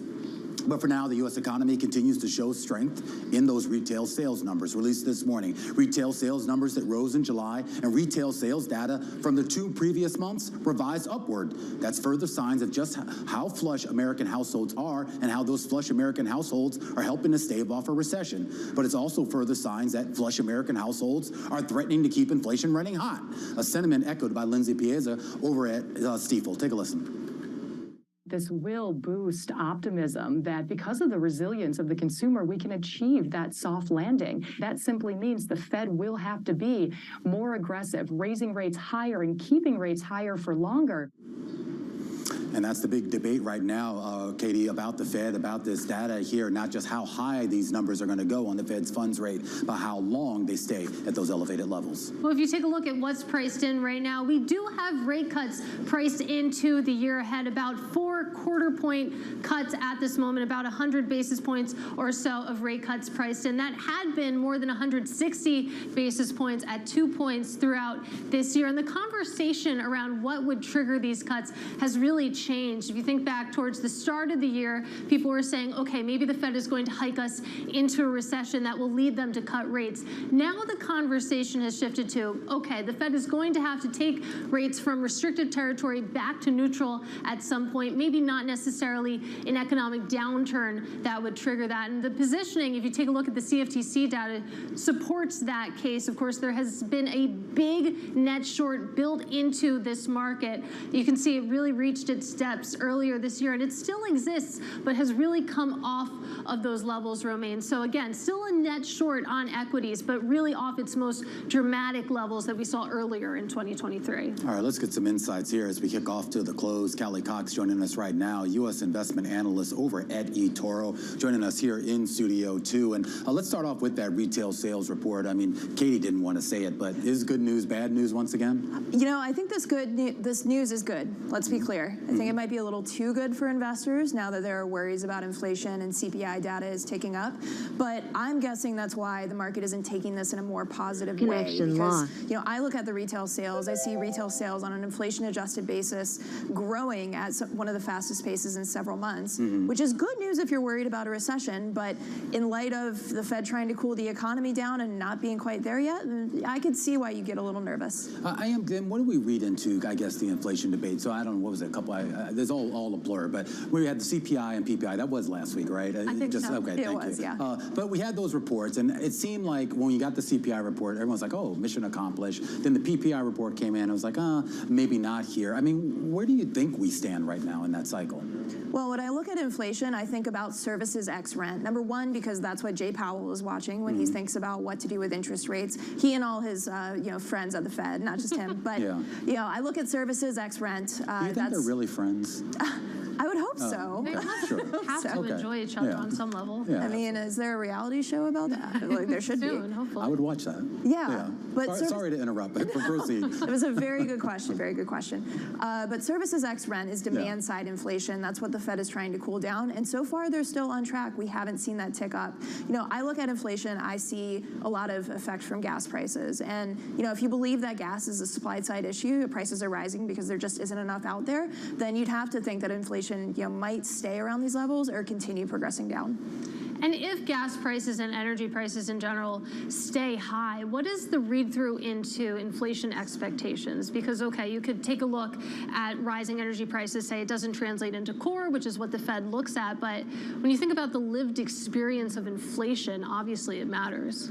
Yeah, and this is the tricky part, Katie, because in Jay Powell's mind, it doesn't matter as much, but he and the Fed also realize that we're humans and we see gas prices every time we drive down the highway. So right now, it doesn't seem to be feeding into confidence. Consumer confidence is at a 2-year high, and the reason why it went down last year was because inflation was rearing up. People were getting nervous. So I think that is a risk, especially if we see confidence erode, especially with so much pressure on the economy, but not something that we're seeing at the moment, so I'm trying not to get too worried. I also want to get your view specifically on the market because something interesting happened last week. We had the NASDAQ 100 post a second straight week of losses, which hadn't happened so far in 2023. And this week, it's early. We'll see how it goes. But what do you make of the fact that tech has faltered a little bit in the past couple of weeks? Is this the start of a sustainable downtrend, or is this basically just a hiccup? Well, I think that goes back to if you think we're in a bull market. And we think stocks are in a bull market, to be clear, unless we hit a recession and we see prices fall back down to the October lows. But if you think that the economy is in a good spot here, you still believe the Fed, you don't think yields will go up much higher, which we certainly are in that boat, even though they could go higher over the following days and weeks, then you probably think that this is a temporary sell-off in the NASDAQ, and maybe it's just a quick knee-jerk reaction to what we're seeing in inflation and rates. There's sort of the fundamentals, obviously the economic issues and the technical issues. There's also kind of that black swan that everybody's looking for. And I know some people are looking to the data that we've gotten out of China over the past few days. They're looking at the struggles with Country Garden and this mysterious financial firm that nobody knew about 3 days ago. Is there a sense here that there is a potential for some sort of degree of contagion out of China into the developed markets, meaning i.e. the U.S., like Janet Yellen alluded to today? Yeah, well, there's always the chance for contagion, let's be honest, and nobody can see the risk around the corner. But at the same time, this is a known issue. China has had real estate bubble problems for quite a while now, and there's a reason why China's market is trading at one of the lowest PEs in 10 years, because we're worried about it, because people know that there are issues. Of course, those could bleed into the U.S. China is the world's second largest economy. We do a lot of business with them, but we're not seeing indications of that happening yet. And right now, quite honestly, the economy could use something to cool it down. All right, Callie, great to catch up with you. Callie Cox there. She's U.S. investment analyst over at eToro, helping us kick you off to these closing bells here on this Tuesday afternoon. This morning, we got those retail sales numbers here in the U.S. They blew past estimates showing continuing strength of the consumer. A discussion up ahead about what it means for the economy. Kathy Pajanczyk going to be joining us, chief economist over at Nationwide. And an example of those improving retail sales, Home Depot topping estimates in a big week for retail earnings. We'll speak about it with Joe Feldman of the Telsey Advisory Group. And a conversation coming up with Sam Palmisano, the former CEO over at IBM, his insights on the semiconductor race with China. That conversation and so much more. This is Bloomberg.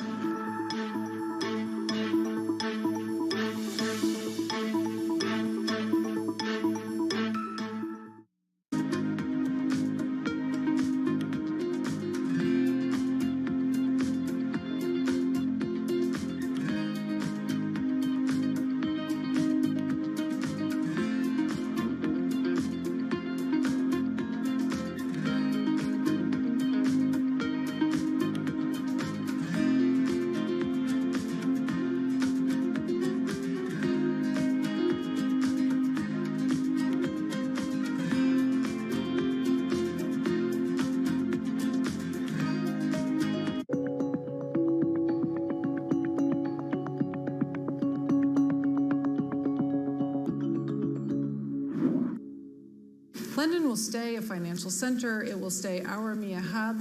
We'll just have a rebalancing onto the continent. And actually, the numbers of who has moved across aren't that big. So it's sort of in the 200 level. And if you think about 15,000 people, that's sort of not that material.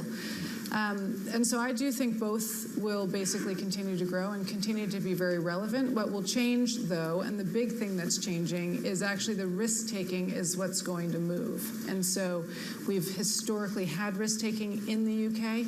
That risk-taking and the assets that go with it, not the people alone, but the assets that go with it, that's the next phase of what we're now moving into. And that will be a material change.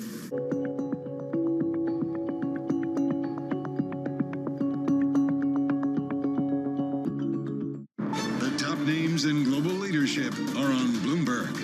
When the dust settles, Israel will not only will remain a democracy, it will be even a stronger democracy, but more importantly, it will not in any way impair the enormous business and economic capabilities of Israel in the new technological age. Nobody covers the top global leaders like Bloomberg Television and Radio, your global business authority.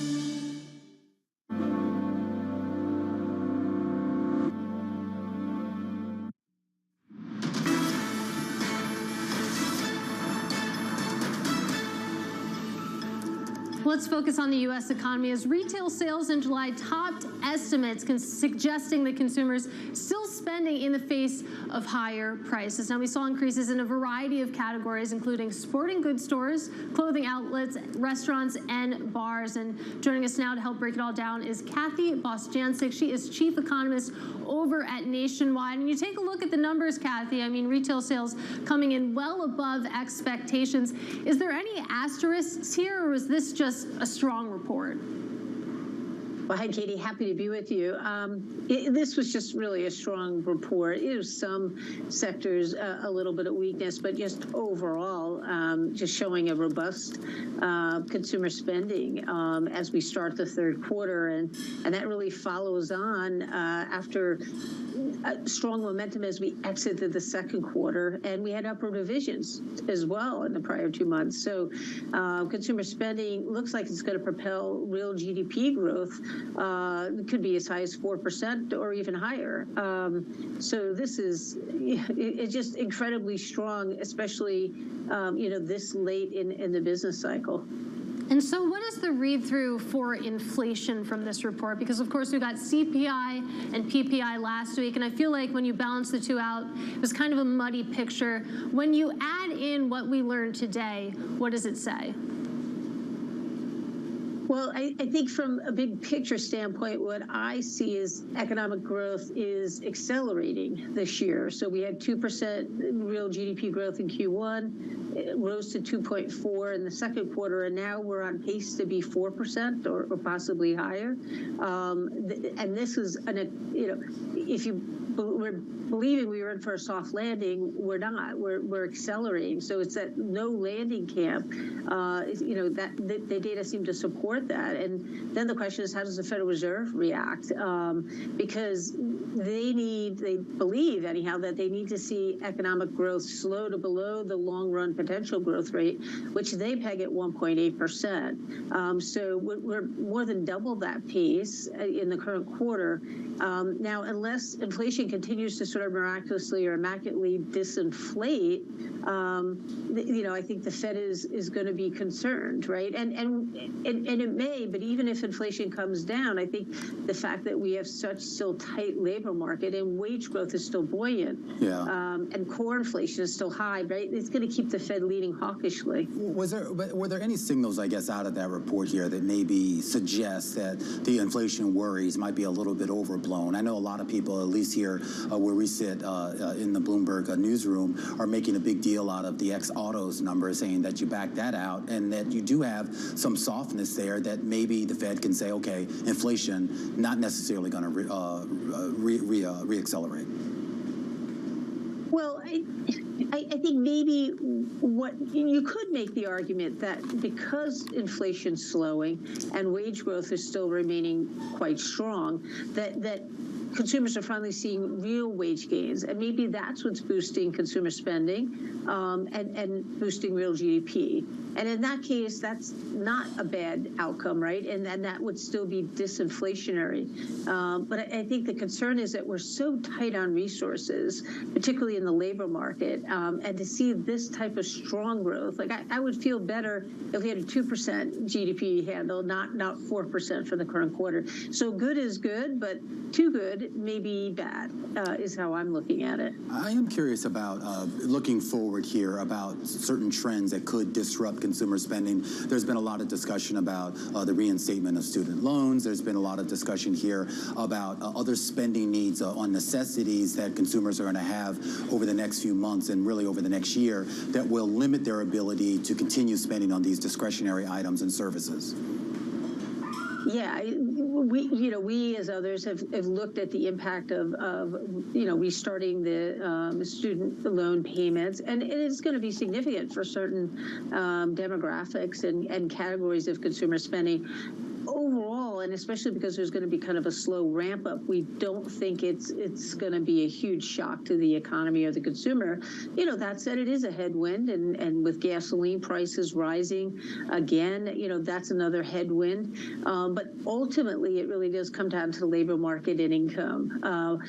Consumer spending is really driven mostly by current income, and if that remains strong, consumer still continues to engage in spending. But think about it this way: with the unemployment rate so low, unless we get a boon in immigration or labor participation, you can't continue to see this type of job gains. There's a limit. You can't keep having 180,000 because we just don't have enough workers to fill those jobs.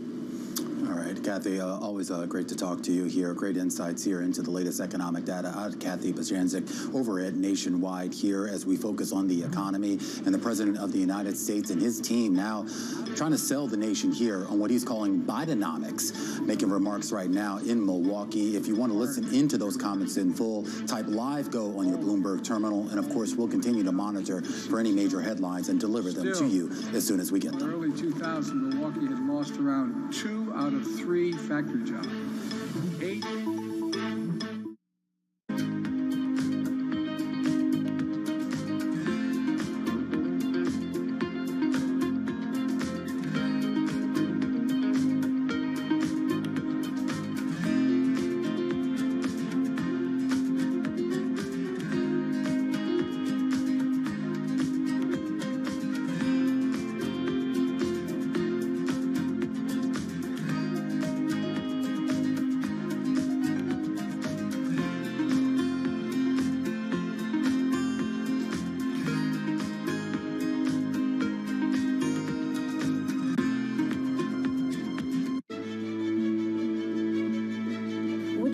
About your economy and Greece. When you look at tourism, it's booming, but it also means some of the islands are overcrowded. Exactly. Is there something that you can do about that? Thank you for asking this question, because I want to make sure that in 5 years from now we will not have sacrificed the beauty of our sort of natural environment at the interest of a very rapid growth. So that's why I'm really focusing on sustainable growth. That's why I will always push for quality over quantity. Very strict in terms of standards. We are actually looking at our local and regional sort of planning legislation across the country to make sure that we know exactly what we can build and where we can build it. There are parts of Greece which have reached saturation point, and if we have to place restrictions, we will, in order to protect, especially islands, which are more sensitive.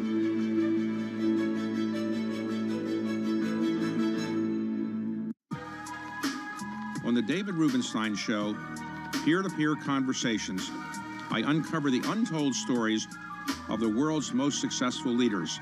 Watch Wednesdays on Bloomberg Television.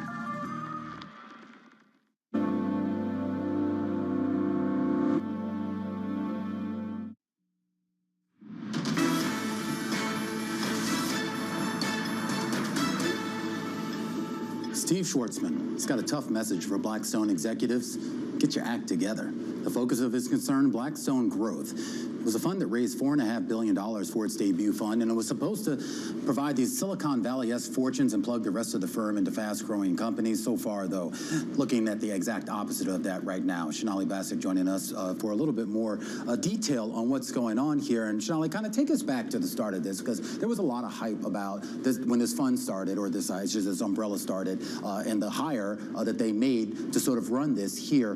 They raise a lot of money. Why did they not see the return? What's interesting about this is, to the point you're making, it was a booming time for growth equity. This is companies that are not quite seed level or A or B rounds in funding. This is, the $300 million check, $100 million. It's a little bit bigger of a check you're writing. And for the scale of Blackstone, it made sense. And remember, at that time, SoftBank was kind of exiting the market in some places. So there was a clear hole for Blackstone to be fitting in. To your point, they hired a high-flying 40-something star, John Korngold, from General Atlantic, to have this strategy. But the market has turned. Some of their investments have done quite well, like Bumble, but others, like Oatly, Molly, have done a lot less well. And so the returns have been really muted. And to your point, now they're being told by the very top of the house. I forgot about Oatly. Yeah. I had some yesterday, for what it's worth. You did. You're an Oatly person. I might be the only one, apparently. I think so, Sonali. You're not supporting this company, are you? Yeah, I was going to say, you have, for every Bumble you had, then you have in Oatly, and clearly that hasn't been to the benefit of this particular fund. So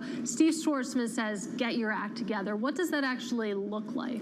Well, one thing is this idea of John Korngold's role himself is to focus on marketing, to focus on fundraising. Remember, this is a fund that did raise $4.5 billion. They had much bigger ambitions for this next round of fundraising, and they are barely getting just a little more than half as much as they wanted. And part of that is performance, part of that is the market. Do you trust your big private equity manager to be your tech investor too? I have to also say, remember, Korngold, marketing, fundraising, others focusing on investing. If you look at kind of the way Blackstone has evolved, it's not like you're not getting a lot of technology in other places. They have a huge belief in AI. They have a history there. They invest in data centers in their real estate business. Yeah. They have also exposure here to companies like the maker of Coco Melon and Reese Witherspoon's media company. So they have found other ways to invest in tech outside of this. But I am curious. I mean, the story we have on the terminal, some great reporting by Sri and a few other folks that I'm forgetting here. But there seems to be some concern, too, about some of the decisions that Korngold made and whether he was making them, I guess, in concert with his team, or he was doing some of these things unilaterally. Solo, and remember, Korngold was the kind of key figure of this fund. And, I remember going to tech conferences myself, and he was there. He was certainly an interesting addition to the tech crowd to see a Blackstone face there. Yeah. And so, but should he have been there? I mean, not to be. I mean, because normally that's not the role that someone like him would play. I mean, not to say that he shouldn't do it. He was certainly a key man to this fund. I would also argue that while he was the main face of this fund, and now they're reining it in, making other people oversee some of these investments, you have to remember the time that you were in back then. It was a high-flying time with big investments that had a lot of FOMO behind them. And, whether it was underwriting itself or whether it was the market and the nature of the environment for these investments, it almost doesn't matter anymore, does it? Because the market has indeed turned, and funds like these, and inside big funds like these with different expectation profiles, there's going to be a demand for more people to come in and think about how this should work in the future. Well, some fascinating happenings over at Blackstone. Bloomberg, Sonali Basak breaking it all down. Meanwhile, switching gears, Apollo set to sign more than $4 billion in so-called NAV loans as the asset manager steps up unorthodox lending to private equity firms looking to raise cash in a challenging environment. Bloomberg's Laura Benitez in London has the story. And Laura, set the scene here. Why have we seen this uptick in so-called NAV lending? Well, fundraising's become really, really hard, and traditional banks are scaling back. So private equity firms are having to get creative with how they borrow cash and return cash to their investors, and also they need cash to make new investments. So this is a gap that these alternative investment managers are trying to fill. So give us a sense here when we talk about sort of what's baked into this, the size of what we're talking about here, Laura.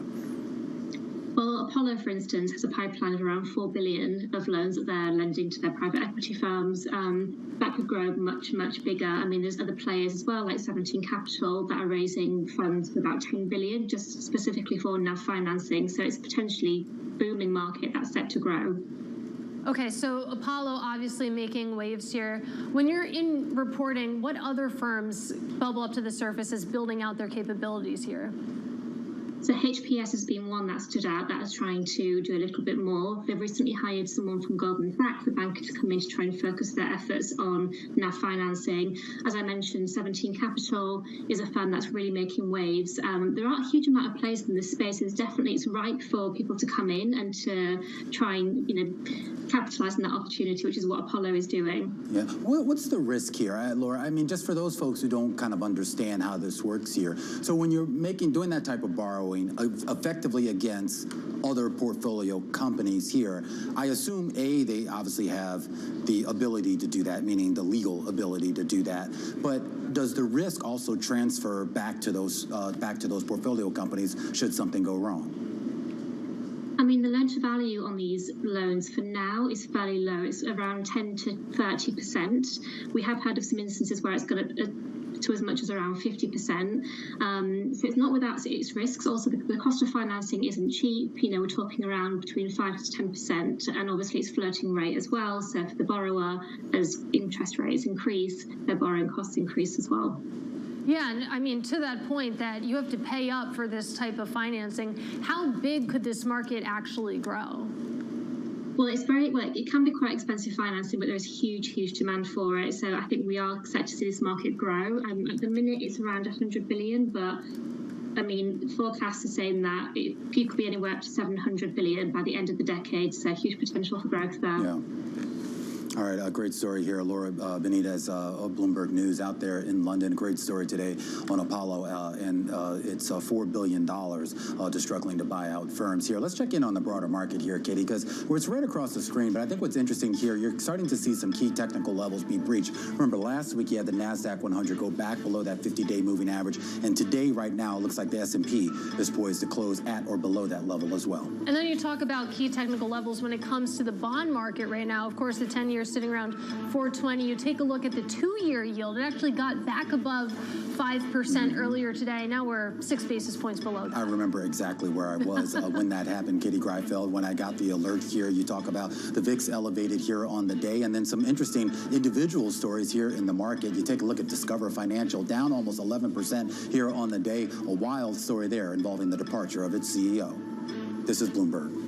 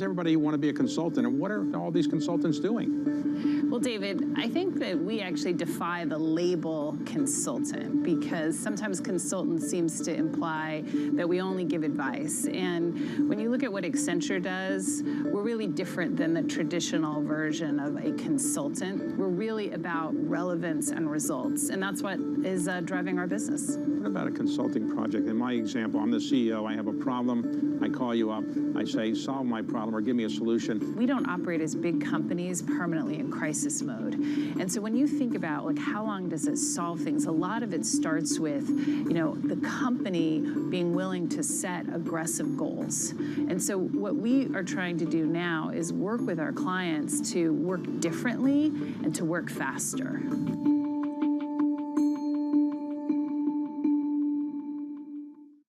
Business Week Radio. Radio. Live weekday afternoons at 3 p.m. Eastern. We got a little bit of talking. Come on, are you guys ready? Harnessing the power of Bloomberg Business Week, Carol Masser and Tim Stanivek bring you the latest news from the worlds of business, technology, politics, and more. How does the Fed play into this and what the Fed does potentially? This is so exhausting and this is so all-encompassing. Listen on Bloomberg Radio and streaming on YouTube and Bloomberg Originals.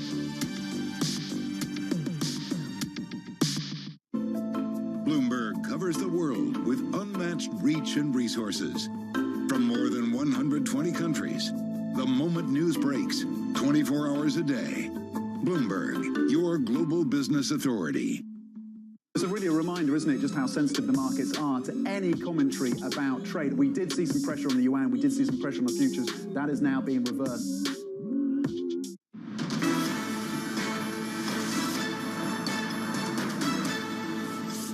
This is Bloomberg Markets to close, almost 2:30 here in New York. Let's get you caught up on what's happening in the commodity space. Abigail Doolittle standing by with our commodity close. Abigail. It's a bit of a brutal day for commodities, similar to stocks for me. We have the Bloomberg Commodity Index, like the S&P 500, heading to its worst day since August 2nd, down more than 1%, and you can see lots of weakness here for sure. New York crude down 1.8%, and most of this weakness really has to do with China's faltering economy and the surprise rate cut by China, the effect that that's having here. You can see natural gas also down 4.8%. Copper, Dr. Copper, tell on the economy, the global economy. But China, of course, is the world's largest user of natural resources, so the idea that their economy might be weakening, weighing in general. And then wheat, more related to the Black Sea, down 2.9%, down for a third day in a row. Wheat is still shipping out of the Black Sea despite the increasing tensions between Ukraine and Russia. But let's end on a bright spot, and this is, of course, European natural gas. We have a big spike here, and this has to do with the possibility that we were talking about last week of the LNG market being shut down, at least in Australia, or one portion of it by a strike. That could, in fact, affect 10% of the global supply. Exports remain. So we do have European natural gas spiking, again, as a bright spot in an otherwise bleak commodity market on that China weakness. All right, interesting day in commodity markets. And, of course, a lot of what goes on in the commodity space is driven by what goes on in China. China's central bank unexpectedly reduced the key interest rate by the most since 2020. This was right before we got a slew of economic data that showed weaker economic activity, consumer spending, industrial output, investment, all sliding, and that unemployment rate ticking up. Sherry On, our Bloomberg Emerging Markets correspondent and the host of Daybreak Asia, joining us right now for a little bit more on this. And this was certainly a surprise. It's not every day that China surprises the market, but I think a lot of people weren't expecting this. We weren't expecting it, so much so that when I was talking to economists yesterday, I did not ask about the one-year rate because only one of the dozen of economists surveyed by Bloomberg actually forecast a cut. And the reason that we weren't expecting it is because they did it already in June. We're talking about reducing the rate for one-year loans to 2.5%, a cut of 15 basis points, the largest since 2020. And the reason is they're trying to revive their economy, but that hasn't necessarily helped. When they cut in June, what happened? Bank loans didn't necessarily go up. We are talking about loans falling to the falling to the lowest in 14 years. So although you're cutting rates and easing on the monetary side of things, people are not really borrowing. There isn't the confidence to do so at this point. And but just on that point too, because it's not only the economic reaction, meaning the on the ground, the business reaction, but you also saw that in the markets with the reaction in the yuan, the onshore yuan. I mean, it's just the effect of that, at least most people seem to think, is just too small to matter. Especially that we have this now yield gap between the U.S. and the PBOC and Chinese government bond yields, and it's the largest since 2007. So there's that pressure additional on the Chinese yuan. Perhaps helpful in their export side of things. It's contracted the most since 2020. But that doesn't necessarily help the broader economy, right? If anything, a weaker Chinese yuan means that consumer spending might take a hit. They don't have the buying power as they did before. And take a look at that activity data that you mentioned, industrial production, retail sales, investments. They all miss expectations, and they're really not doing very well. What I've been watching, and I've talked about this in this segment, is youth unemployment. Guys, 1 in 5. You don't know, I'm sorry, go ahead, finish. 1 in 5 of Chinese people between 16 and 24-year-old is unemployed. The problem with that is not that the number is very high, that's the problem. Right.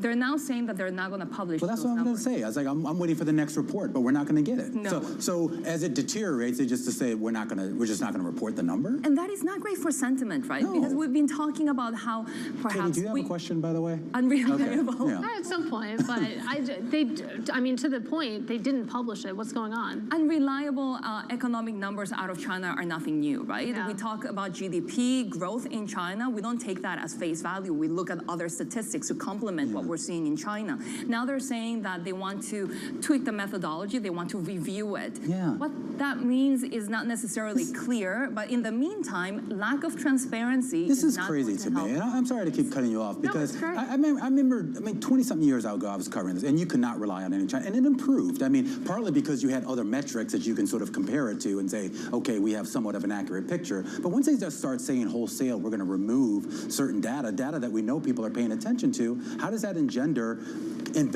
foreign investor confidence? They're saying that they're reviewing the methodology, so they might come back with a different set of numbers, different calculations. We're not quite sure as of yet. When you're talking about investor confidence, that's an issue, right? I mean, it's become more and more difficult for foreign institutions and financial institutions to get the necessary data out of China. Can I come on your show tonight and we can just talk about this for like 30 minutes? I think that would be great. Please, come on. We're always open. Well, Sherry, you have to come back and tell us how the review of that methodology goes. Our thanks to Bloomberg Emerging Markets correspondent Sherry An. Now, staying in the region, of course, Taiwan's vice president is seeking to reassure voters that he's a steady set of hands, of course, as he campaigns to become the island's next leader. He spoke exclusively to Bloomberg Businessweek in his first interview with international media since becoming vice president, and he told us about his plans for relations with mainland China. 我们必须要根据事实，就是说我所谓的务实。 We must abide by the truth, which is what I mean by pragmatism. It is that Taiwan is already a sovereign, independent country called the Republic of China. It's not part of the People's Republic of China. The ROC and PRC are not subordinate to one another. It is not necessary to declare independence. 另外宣布独立。 What is your roadmap to formal independence? 因为我的责任就是维持台海的现状。 My responsibility is to maintain the status quo in the Taiwan Strait while protecting Taiwan and maintaining democracy, peace and prosperity. So no such framework exists. We must work to maintain the peaceful status quo because Taiwan is already a sovereign country. How confident are you that the U.S. will have Taiwan's back should the situation with China escalate? 美国是台湾的好朋友。 The US is a close friend of Taiwan. We are partners in a number of areas, from politics, the economy, human rights, to our society. 因为台湾的安全问题。 Because Taiwan's security challenges are a global concern, the upkeep of peace and stability in both the Taiwan Strait and the Indo-Pacific region fulfills the common interests of the international community. I believe that all democracies in the world, including the US, would be aware of how to respond if such a scenario were to take place. What do you want the world to know about you as a person? 我是一个理性。 I am a rational and steady leader. I know how we can respond to the challenges we face as a country. I also understand that the serious and complex nature of issues in the Taiwan Strait call for rational and steady leadership. This will enable our country to move forward amid changing geopolitical circumstances. 往前继续走。 That was Taiwan's vice president speaking exclusively to Bloomberg's Joel Weber. And you can read more in the cover story of the latest Bloomberg Businessweek. Now, still head on the close, a solid second quarter for Home Depot. We'll recap the results and discuss its decision to maintain its annual outlook given the uncertain environment. That's next. This is Bloomberg.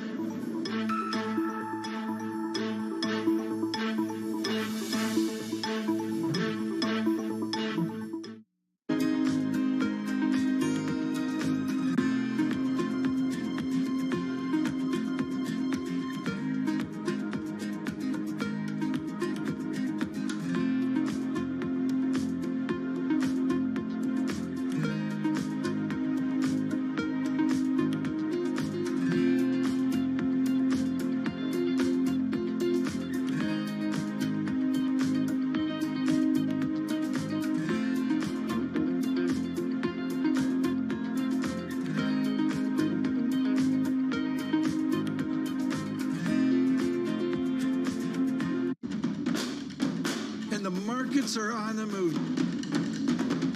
The focus, of course, is on Ukraine. The market is so hyped up about AI. Unless we see dramatic changes, it's just going to keep getting hotter.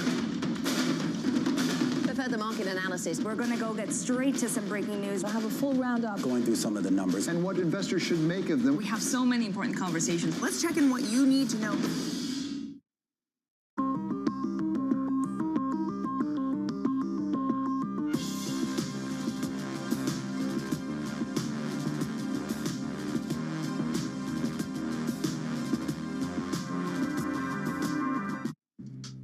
Steve's ability on the course may not be etched into any record books, but following him around, it's clear that it's not for lack of trying.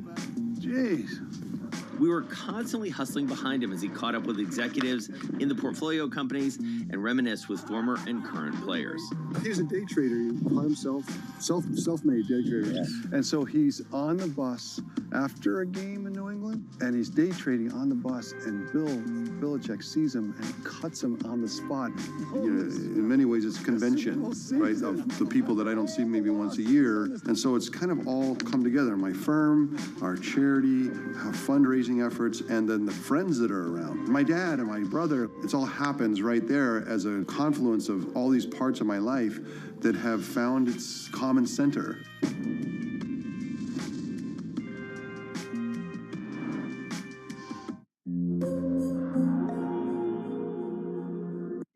In his first international media interview since becoming Taiwan's vice president, Lai Ching-te speaks to Bloomberg exclusively about his presidential run and managing relations with the U.S. and China. Taiwan security is a global issue, and the peace in the Indo-Pacific region benefit all the country. What kind of leader would he be? What are his plans for Taiwan? And what would they mean for the world? Tune in all day today, only on Bloomberg, your global business authority. From New York City, From London, in Sydney, from Washington, in Tokyo. 9 a.m. in Beijing and Shanghai. Good morning, everyone. Have a great evening. Here's what I'm watching. You do not want to miss this story. Is there the kind of upside?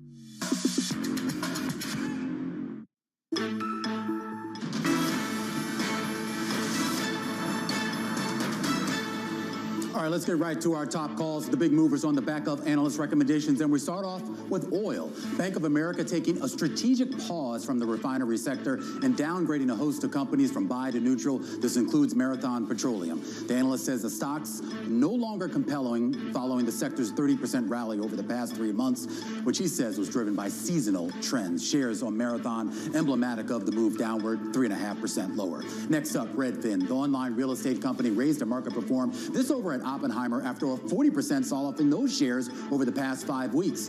The analyst citing the depressed valuation and saying the discount on the stock is now largely because of uncertainty over Redfin's method of paying its listing agents. Those shares only down fractionally. And let's stick with housing here and take a look at Home Depot. Telsey Advisory reiterating its market perform rating and applauding the home improvement retailer's decision to maintain its annual guidance. This off the back of its earnings report. Says that the caution makes some sense here given uncertainty in the housing market and softer consumer spending trends. Shares of Home Depot higher fractionally on the day. And we want to stick with that call here and bring in the analyst behind it, Joe Feldman. He's a senior managing director over at the Telsey Advisory Group. And Joe, let's get right to it. When I looked at these numbers here, on the surface, they look pretty good. But I think there are some macroeconomic issues that I guess they partly address by just standing by that forecast and not tinkering with it at all. That's right. I think that the results in the quarter were actually quite good. They were definitely better than expected. Now, granted, they were still down year over year, but it was better than Wall Street analysts, including myself, had expected. And they took the cautious approach for the second half. They maintained their guidance, which would imply, you know, the street numbers were either okay. Some people maybe have had to bring their numbers down a little bit. Some might bring them up a little bit. But the bottom line is they're seeing the consumer be somewhat cautious. They're buying smaller ticket items and spending on smaller projects, but doing less so of the big ticket, big project work in their homes. What about sort of the ballast that was that contractor business, if you will, the idea that you had these sort of pro buyers that were actually, for quite some time, it seemed like really contributing to a great deal of their profitability and revenue growth? Yeah, and the pro customer versus the do-it-yourself customer, but the pro customer is still pretty healthy relative to the DIY customer. It was the pro customers at Home Depot were down slightly year over year, but that's on top of some very strong growth for the past several years. So you got to give them credit for the growth, and they're effectively maintaining that. But the pros, their backlogs have come down. They're getting to be a more normalized level, and they are now doing smaller projects. You know, again, the consumer has been pulling back on the types of things that they're doing within their home. And so I think, you know, you're seeing that ticket spend be less, the discretionary side less. And that's just reflective of where we're at from the consumer perspective. Plus, there was a lot of pull forward of demand during the peak of the pandemic when people were at home and doing projects because they were sitting at home all day. And really, once you've done a lot of those projects, you may not come back to some for a couple of years. So a lot of work has been done to upgrade the quality of a lot of people's homes right now. So we have some concern what the second half might look like as far as spending goes on home improvement. And Joe, we only have a minute or so left with you, but I'm curious, are you able to extrapolate what we learned from Home Depot today into what we might hear from Lowe's next week, or even what we might hear from Target in the next few days? Yeah, so I think you can. With regard to Lowe's, first off, you know, they tend to trend pretty similar. So you might see sales come out somewhat similar, down low single digits. Maybe there'll be a little surprise relative to Wall Street expectations, but Home Depot has a lot more exposure to the DIY customer, and DIY continues to be somewhat weak. And so that's where you might see a little bit of softness at Lowe's that you might not get that we got today out of Home Depot. And again, if you look at the commentary around discretionary spending and big ticket spending, that will be prevalent at, I think, Target, at Walmart, and others as they report in the next couple of weeks, especially some of the bigger ticket discretionary companies. Yeah, it'll be interesting to see how that plays out as well. All eyes right now on the consumer. Joe, great to catch up with you. Joe Feldman over at the Telsey Advisory Group, a deeper dive into Home Depot and some of the retailers coming up here, a deeper dive into the semiconductor space. Sam Palmisano, he's a former IBM CEO. He's going to stop by to discuss where the U.S. is in that semiconductor race with China. That discussion after the break. This is Bloomberg.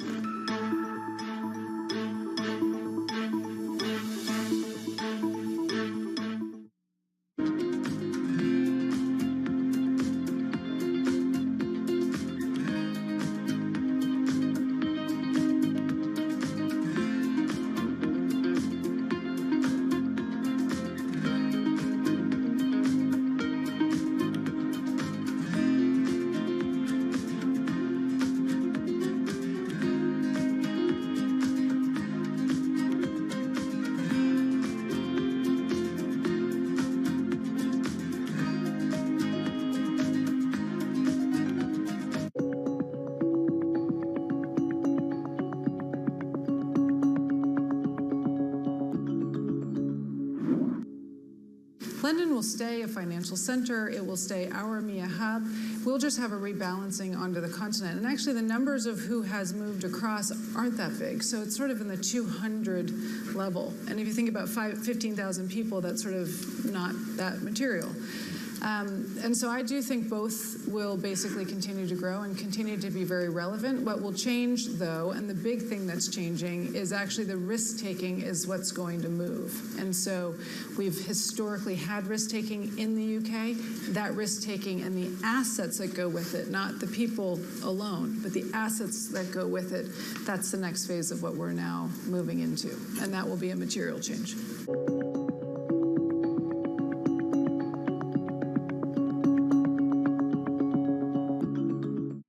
Good morning. This is Bloomberg Surveillance on TV and radio. Welcome to Bloomberg Markets, China Open. Good morning, everyone, and welcome to the Pulse. This is Bloomberg Technology. Welcome to Balance of Power. This is Bloomberg.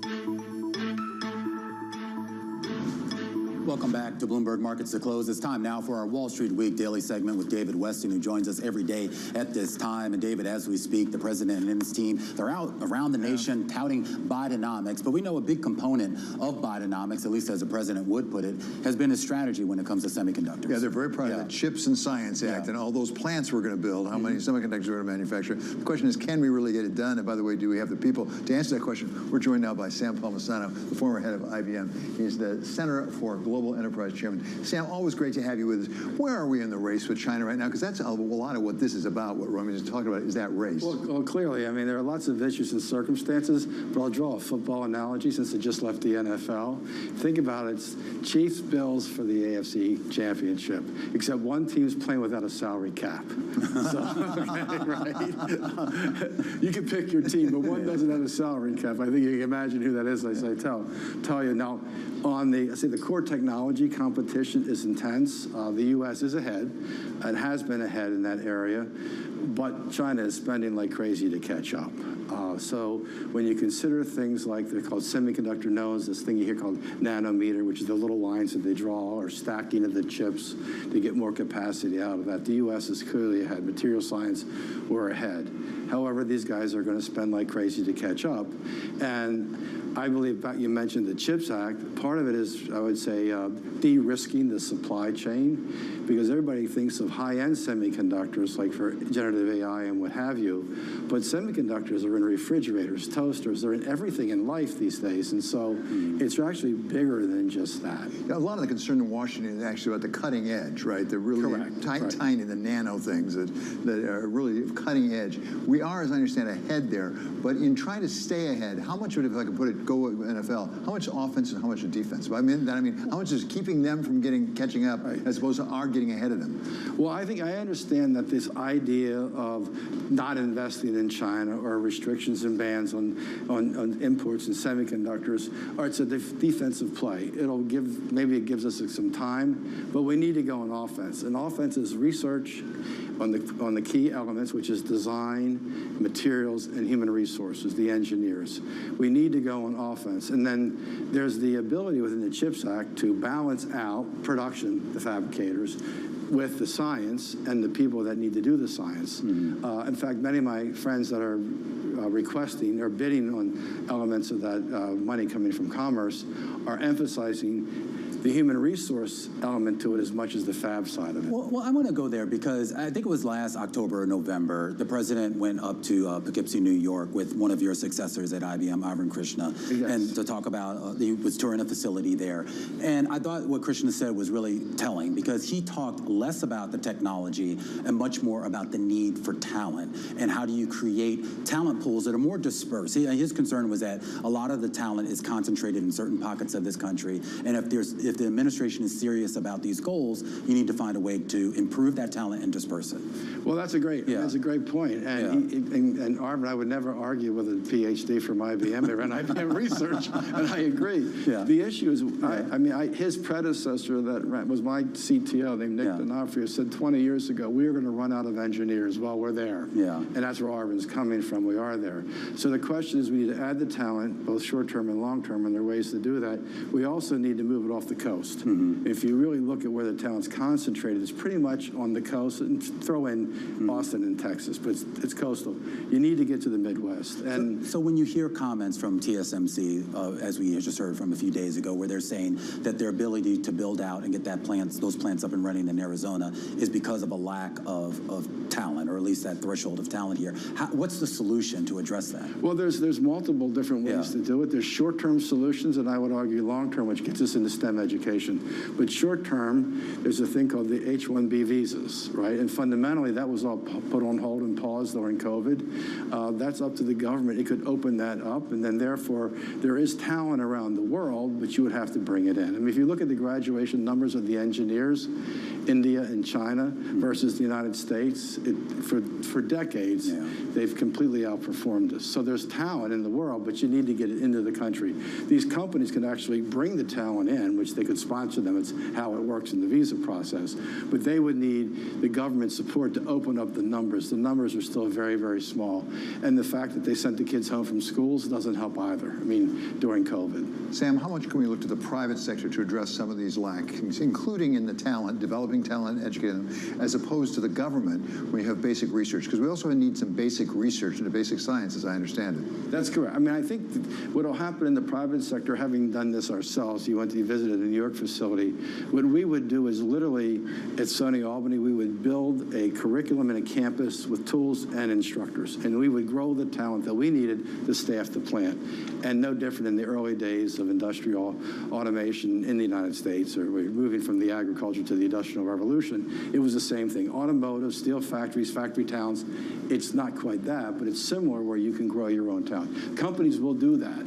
I mean, if companies can get some help from the CHIPS Act to help them do that, they might go faster. But they're going to, my view, I know the guys that run self-interest. Necessarily. We'd expect them to. That's the way it works. Free market capitalism. But go back to the Chips and Science Act for a second. We have some experience now with how they're rolling it out. What's your assessment of what they're doing? The team that they brought in, Commerce brought in a team to do this, are they going at the right way from your point of view? I think they're doing it the right way. They have good people on the team. I would just think, if I had to suggest something, not that they would listen to me, I would rebalance some of the issues around research and resource development with just building factories, because you need the people to run the factories. Even though they're all run by robots, somebody has to do the analysis and make the adjustments. So I would, and the research is how you stay ahead of China, and a lot of that's going to be materials and design and those kinds of things where that would occur. So I think I would go faster, but it's hard, and government is what it is. It moves at a very slow pace. But I'd also would rebalance, I think, some of that $52 billion. Sam, it's always a treat to have you with us. Thank you so much for coming by. That's Sam Palmisano. He's the former IBM CEO and Center for Global Enterprise Chairman. And tomorrow, Romaine, we're going to be joined by Ian Bremmer, Eurasia Group President, and Mustafa Suleiman, Inflection AI CEO, to talk about AI, which is related to the chips, of course. And then on Friday, we're going to talk to Greg Taxon. He's Spotlight Advisor, Managing Partner. That's all about activist investing and where it stands right now. That's going to be at 6 p.m. Eastern Time on Friday, Romaine. Another great lineup on Wall Street Week, and be sure to check out David every day around this time for our Wall Street Week daily segment here on Bloomberg Markets to Close as we head into the final hour of trading here on this Tuesday afternoon. A down day on the back of dour data out of China, and believe it or not, some relatively good data out of the U.S. All eyes now back on the Fed, back on the trajectory of rates, and once again, back on valuations. Full coverage coming up, but when we come back after the break from New York to our viewers worldwide, this is Bloomberg.